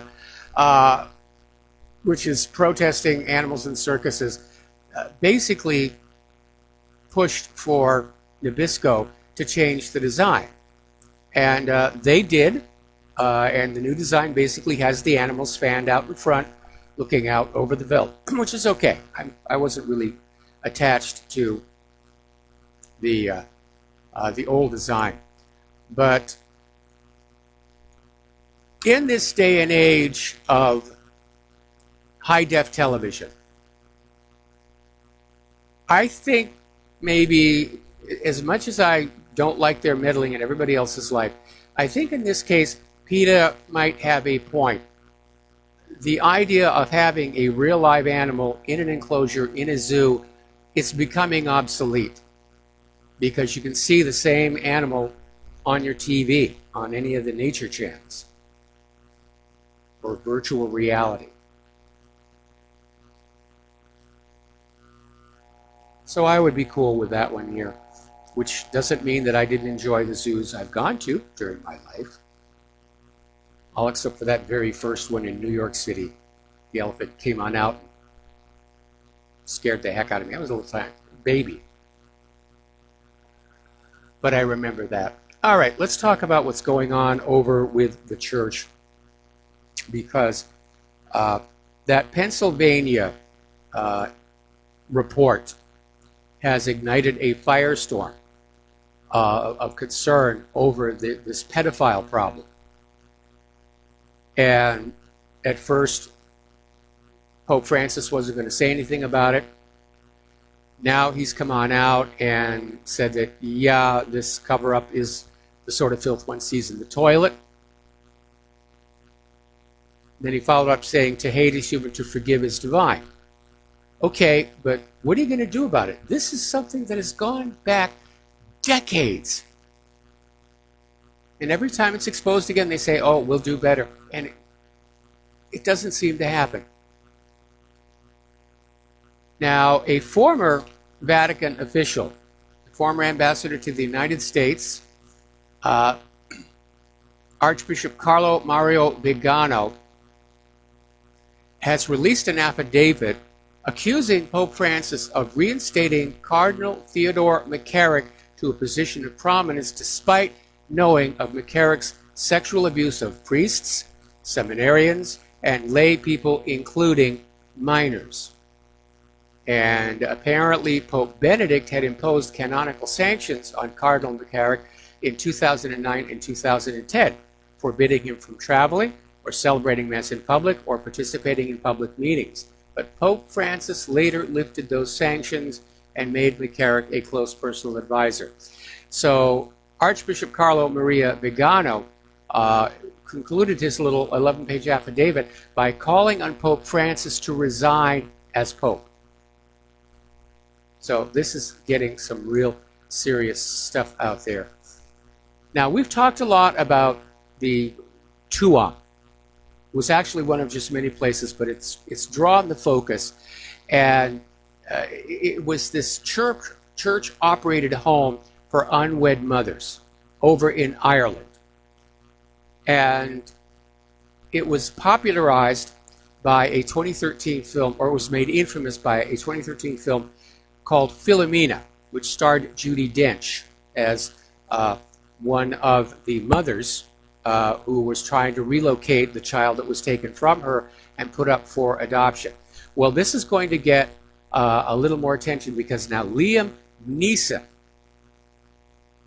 is making a film about what happened at this place. And right now there's a lot of pressure. Apparently they found the remains of 800 children dumped in a mass grave. And again, how do you look at people who do this sort of thing and say, oh yes, you're the earthly representative of the supreme moral authority? Down in Mexico, Mexican Cardinal Sergio Obeso Rivera, no relation, said abuse victims should be ashamed to accuse men of the church. Really? Really? It doesn't matter what we do to you. You should be ashamed. So I wonder what he has to cover up. No, you shouldn't be ashamed. That's just making you a victim all over again. So we're going to be staying on top of the story. Now, I don't predict that Pope Francis is going to resign, but it is a big stake, and it ought to be, because it has gone on for so long, and it is time for the church to lose its immunity from criticism. We're going to take a break for commercials, and we will be right back. And aloha, welcome back to our show here. The phone lines are open, 800-313-9443. Now, remember Jack Phillips is out in Colorado, and he's a cake baker decorator.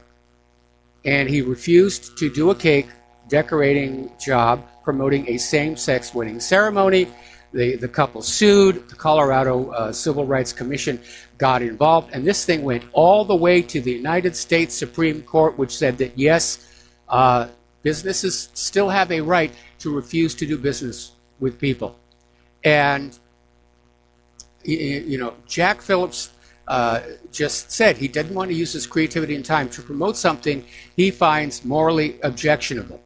Well, he's now under attack again because a transgender person went into his store, obvious setup, and wants his creative expertise to celebrate transgenderism,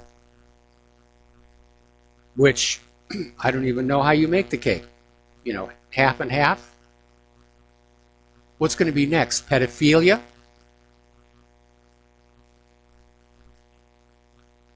And what is really angering is that these are all the same liberals who insist it's okay for Facebook and Google to filter their content because, after all, they're private companies and not covered by the First Amendment.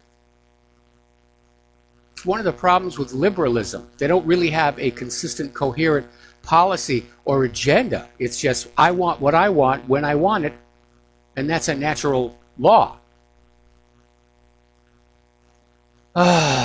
Now, story coming out of 12160, and you're not going to believe this one.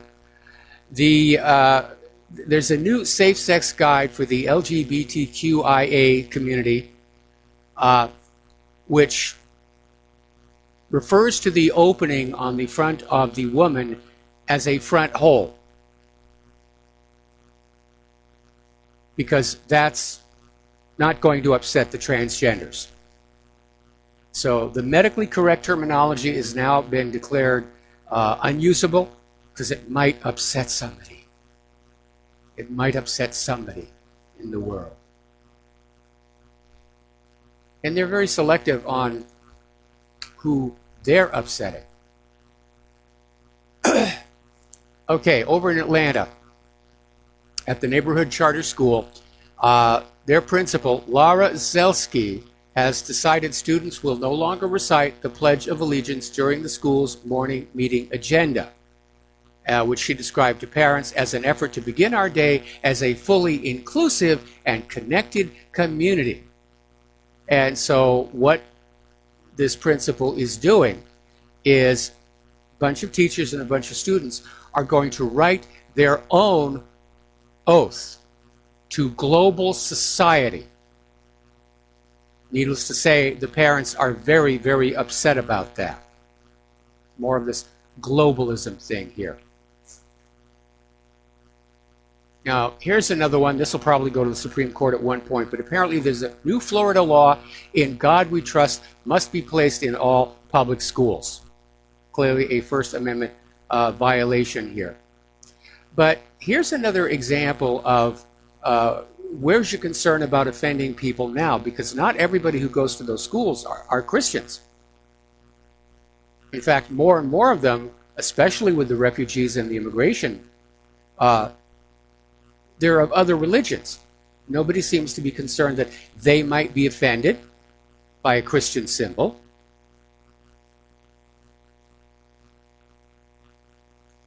This whole political correctness thing is very, very, very arbitrary. Meanwhile, over at the Edinburgh University, students during Welcome Week, the incoming freshmen, are getting gender badges to wear, to say whether they want to be referred to as he, she, they, xi, ku, ba, yu, whatever it is that they want. So now it really is getting ridiculous here. Now, down in the Democratic Republic of the Congo, the Ebola deaths are spiking, 21% in the last 4 days, and the neighboring countries are on high alert. And what is making this so difficult?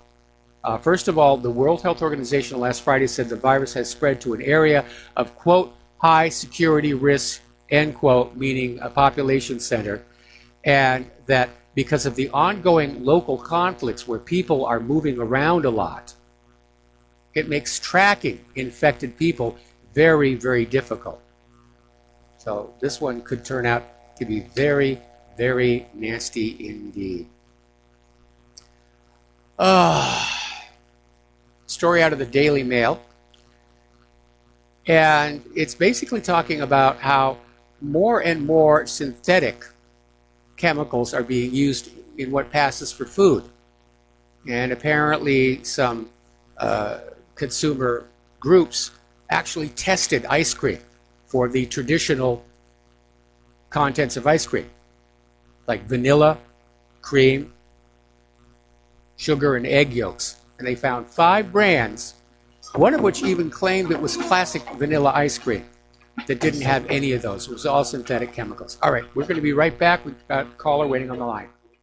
And aloha, America. Welcome back to our show here. And we're going to go to the phones now, starting with Francis in North Carolina. Aloha, Francis. Welcome to the show. What's on your mind? Aloha to you both. And may you have generous buckets of rain, for that matter, for the crops or whatever is growing greenery-wise. I got to hand it to you. You gave me a good laugh this afternoon, for certain.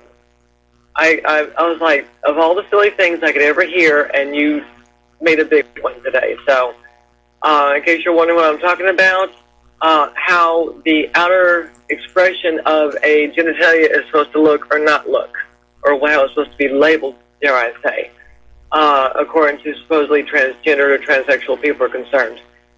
So, my hat's off to you regarding that. In light of that, I thought that the whole idea, I'm hearing this thing about that a gay couple goes in, they sue a baker because they won't do baking for them, or someone who's transgender goes in and, same garbage or whatever is concerned. I'm just trying to figure out one thing. Regardless of what label they get or give them or whatever have you, I thought the whole idea that if someone was transsexual or whatever, and changing sex, either male to female, female to male, whatever the case is, back and forth, like a ping pong ball, I thought the whole idea is that you did what you had to do in order to blend in so you didn't stick out like a sore thumb in society. I thought that was the whole idea behind that. Well, I mean, you live your life, sure. That's how it used to be when the LGBT community wanted acceptance, and they wanted to come on out with this, we're really just like you. And that worked. You know, people were very open and accepting about what's going on. But now it's transitioned into this very militant, in-your-face, you know, by golly, you got to accept me, you know, the way I am, no matter how absurd I may behave.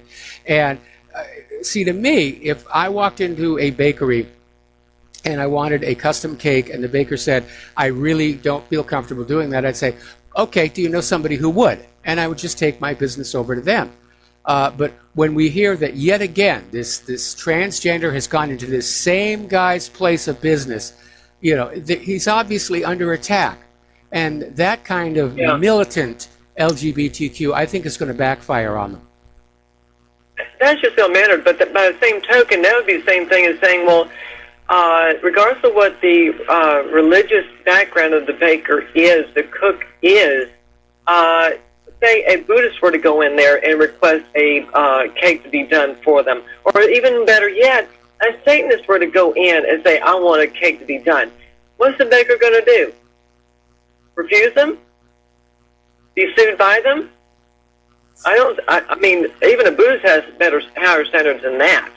But for someone who's a Satanist or whatever, in total opposite end of the spectrum of what the baker probably is, given the nature of the country, so to speak, as it were, I'm just finding this whole thing hilarious. It's like, well, you know, if you know that the baker won't do it, then find someone else that will.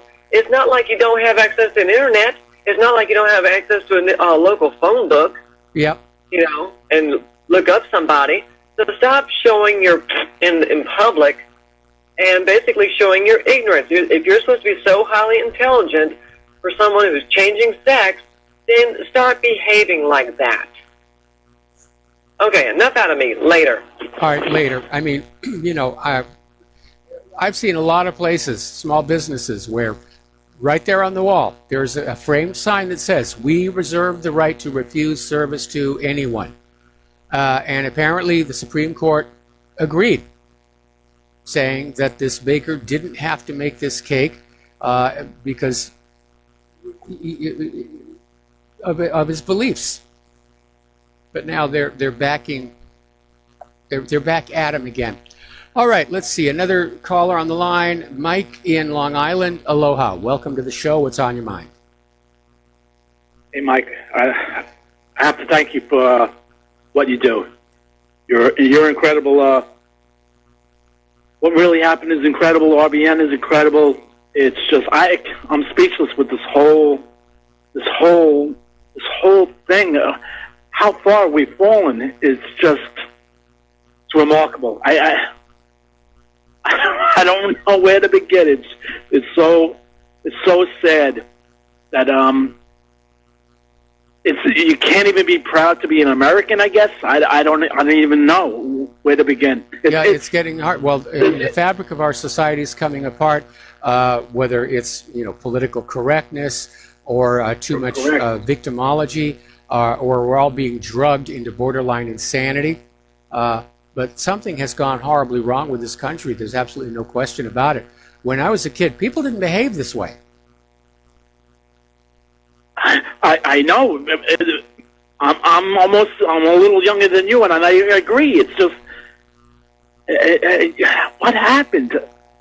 Political correctness is really a disease or whatever you want to call it. It's just horrible. Horrible.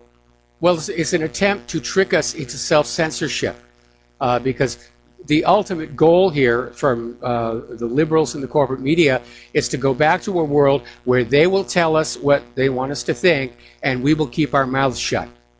And that's a big part of what political correctness was about, that you shouldn't express an opinion because it might offend somebody.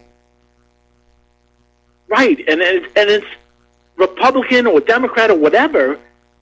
There's got to be something new. I think someone to wake up and say, "This person's a smart person. He's a PhD, a doctor, or whatever. Let's give this guy a chance instead of a popularity vote." You know what I'm saying? Yep. All right. right, Mike. Keep up the great work. You're awesome. All right. Well, I'll do That's all my I can best say, here. Mike. We're going to take another phone call. Bob in Colorado. Aloha, Bob. Welcome to the show. What's on your mind? Aloha to you too, Michael. Listen, talking about this bakery and so forth, what I don't understand, and I do understand it just like you do, but there is an agenda behind it. I'm a retired police officer. Cops always hung together. Firemen, they always hung together. Those people, they hang together. I don't know why it's so hard for these people to not just go to their own bakeries. I mean, they have their own, I'm sure, transgender or gay or whatever it is, bakeries somewhere around. They should support each other if they're so loving and they really want to really blend in with society instead of bashing people because they really don't think the way they do. And that's really all I wanted to say. It's why don't they help out their own? That's all. Quit bashing us who want to do it some different way. That's all. So anyway, I just wanted to say that. Thanks, Mike. All right, thanks an awful lot. What's going on here is they want to reclaim the victimology card. They want to be seen as victims. They want to be seen as being justified at being offended. And they're going on out with these provocations, which is exactly what this is. The fact that they went back to this exact same baker with the exact same request, knowing he was going to refuse, knowing the Supreme Court backed him up, it's a provocation. And as I said, this transition from LGBTQ wanting to be accepted, which is working, to this in-your-face, you have to change to accommodate me, that will backfire. The optics on it are really, really terrible. Okay, the phone lines are empty. We're going to go back here. And interesting little story. This was in The Guardian, and it's a flashback story to 2008, where apparently the chief prison guard of the jail where McCain was being kept is saying, no, he was never tortured. He was badly injured from the airplane crash, but he said, on the contrary, we saved his life, curing him with extremely valuable medicines that at times were not available to our own wounded. And he said they took really good care of him because as the son of an admiral, they realized what a propaganda asset he was going to be. So apparently in this interview with the Italian daily Corriere della Sera, Nguyen Tien Tran acknowledged that conditions in the prison were tough but not inhuman. And he insists that McCain was never actually tortured. Google is apparently back with their hands on all the plugs there. And Google has taken down 39 YouTube channels on the claim that they were somehow linked to Iran and part of a covert Iranian-backed operation to spread propaganda to U.S. viewers. And 49 others were part of a Russian-backed operation to spread disinfo. And by golly, that's the corporate media's job. Nobody's going to take that away from us. So I'm in agreement with that other caller that we just had. I've never seen it this bad. Wednesday, I'm going to be 66 years old. I've never seen this country this bad. With all the factionalization, the just wacky thinking, this focus on trivial areas to the ignorance of what's going on in other parts of the... hang on just a second, I got a tech issue I got to deal with. Testing, 1, 2, 3. Testing. Okay, there we are. People are they're obsessed with selfies. They're totally vain, self-absorbed, and we've lost our focus. We've lost our focus on what this nation should be about. And it's deliberate and it's engineered And that's also part of the mission of the corporate media, to keep us all looking over here and be dazzled and, have the right makeup on and the right fashions on and wear the current colors and just keep us all, absorbed with that. So we're not paying attention to what's happening in the back. Because there's a lot of things happening in the back that we need to be paying attention to. There really is. All right, so getting on out here. Mark Dice is out there with a new video saying fake news, it's getting worse. And yes, it is. It's a propaganda war. It is a propaganda war. And in a way, all of this deplatforming has vindicated Alex Jones for the motto for InfoWars. There's a war on for your mind. And it absolutely is. They want to control what you're thinking because they don't like that you're not thinking the way they want you to think. Remember what I said about Sun Tzu and the art of war? For a ruler to have a successful war, they need three things. They need a military that believes in the moral rightness of the war so that they will fight hard and if necessary die to win that war. The ruler also needs a civilian population that believes in the moral rightness of the war so they will bear the hardships war brings even to the victorious side. The United States has neither of those. People in the military know what these wars are all about. It's just aggression, conquest of resources.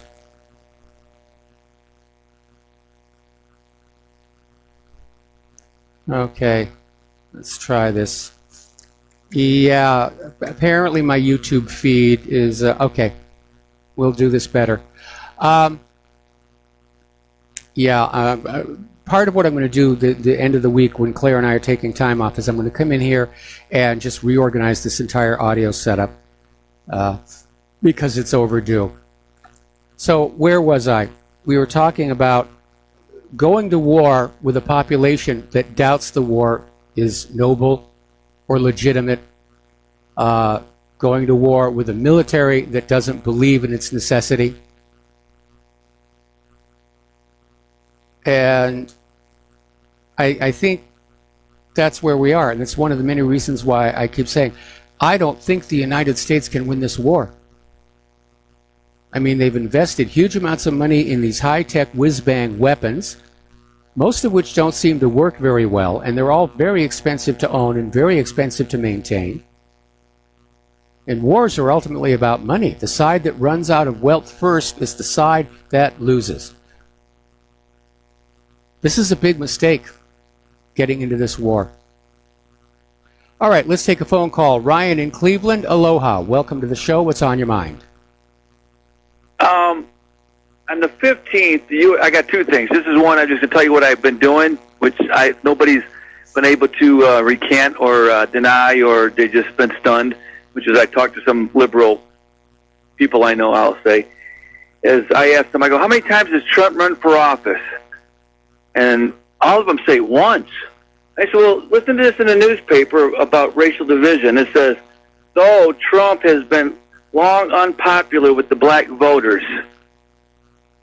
And then I says, what does that mean? He's only run once. You just said that. And they're like, they're just stunned. I said, that's just racial division there, trying to make it look like the blacks have hated Trump forever, the black voters. And none of them have denied it or argued back. It's like they're flabbergasted. They can't believe it. And that's right in the front page of 8/15/18 USA Today. So I just thought I'd tell you that. I found that to be pretty interesting. And the other thing is, with Iran taking over that little strait in the Gulf, or whatever you want to call it. The Straits of Hormuz. Yeah, that's it. I'm sorry. What's your take on that, with them saying that they've taken control of it, and that the United States tries to stop their oil from coming through, that they're going to do the same thing? You think it's a bluff? You think it's real? Or what's your take on it? I'm pretty interested in hearing from you. Iran had to do something. I mean, they're being beaten up by the United States, and at some point you say, I'm just not going to deal with this anymore. But apparently what Iran is saying is that they are in charge of security in the Persian Gulf and the Strait of Hormuz, and there is no reason for any foreign ships to be there, which is a dig at the United States. And Iran has already announced that all friendly and neutral nations will have unrestricted access to those waterways. And that's where it sits. Now, China supposedly is supporting Iran in this move. I don't know if that support includes actual military hardware, but Iran needs to get some other people in there with some ships because they really don't have what they need to stand up to the United States Navy unless somebody comes on in and helps them solve that. All right. Well, I appreciate that. You have a great day. Thanks. All right. Thanks an awful lot. We're going to let you go. And we're going to take another commercial break. Back with the last segment of our program after these few words. And aloha, America. Welcome back to our show. Last segment of our program today here. And I just got an interesting email I want to share with you. Many years ago, when my youngest was turning 5, I went to a bakery shop that had newly opened in the town where we lived to get her a birthday cake, Teenage Mutant Ninja Turtles themed. The owner politely refused, as he explained they wanted to get a reputation as a bakery shop that catered to higher-end clients, wedding cakes, big parties, that kind of thing. I simply went to our grocery store where they had a small bakery and had no difficulty. I wasn't upset. Mind you, the first bakery shop I went to went under in less than 2 years, but I simply took it as, hey, that's their choice. I just don't get this. And I don't either. You know, this confrontational approach to baked goods, I don't know what they think they're trying to accomplish. It's not building sympathy for the LGBT community to behave like this. And again, you find another baker. There's lots of them around. It really is ridiculous. Okay, so over in Germany, they're having major riots. Apparently, in the German city of Chemnitz, there was a knife killing committed by a Syrian and an Iraqi of a local man who was stabbed to death by these migrants, and it just sparked these riots and these vigilante race hate mobs who want to hunt down the foreigners. So this open borders refugee situation is rapidly reaching a breaking point, and it is going to break into open conflict in the streets of Europe, and that's not going to be good for anybody. And this is all because George Soros had this dream of a one world government and a one world central bank, and we were just going to have all kinds of good things happening there. And everybody would stand around and sing Kumbaya and hug and hug and hug. Okay. Snow is now falling in Germany and Austria. Ski season is about to start. And wow, it's still August. So much for all the corporate media lately saying, oh, it's been a broiler of a year, hottest year on record. They keep saying that every summer, and then every winter we get it harder and harder and harder. Winter. And I believe I said earlier this year, it's going to be an early onset, and it's going to be a rough one here. Getting on back to the immigration situation, this is a bizarre story. There's a migrant in Germany with 542 criminal investigations against him. They can't deport him because the authorities can't figure out where he's from. I can imagine a DNA test may give you the heads up on that. But the world has just gone bonkers, and I'm sorry, but I've never seen this country this bad. And it's kind of sorry to see. It's like watching a loved one wither away from an incurable illness. All right, time for me to get out of here and get something useful done with the rest of the day. Please stay tuned for John Stedmiller. I'm sure he's got lots of interesting things to share with you. Take what you learn here and share it with everybody that you know. In particular, please keep talking about how the social media corporations are trying to silence conservative voices. It is censorship. Come to the United States of America, and we have to work together to get around it. We'll be back tomorrow. Aloha, America.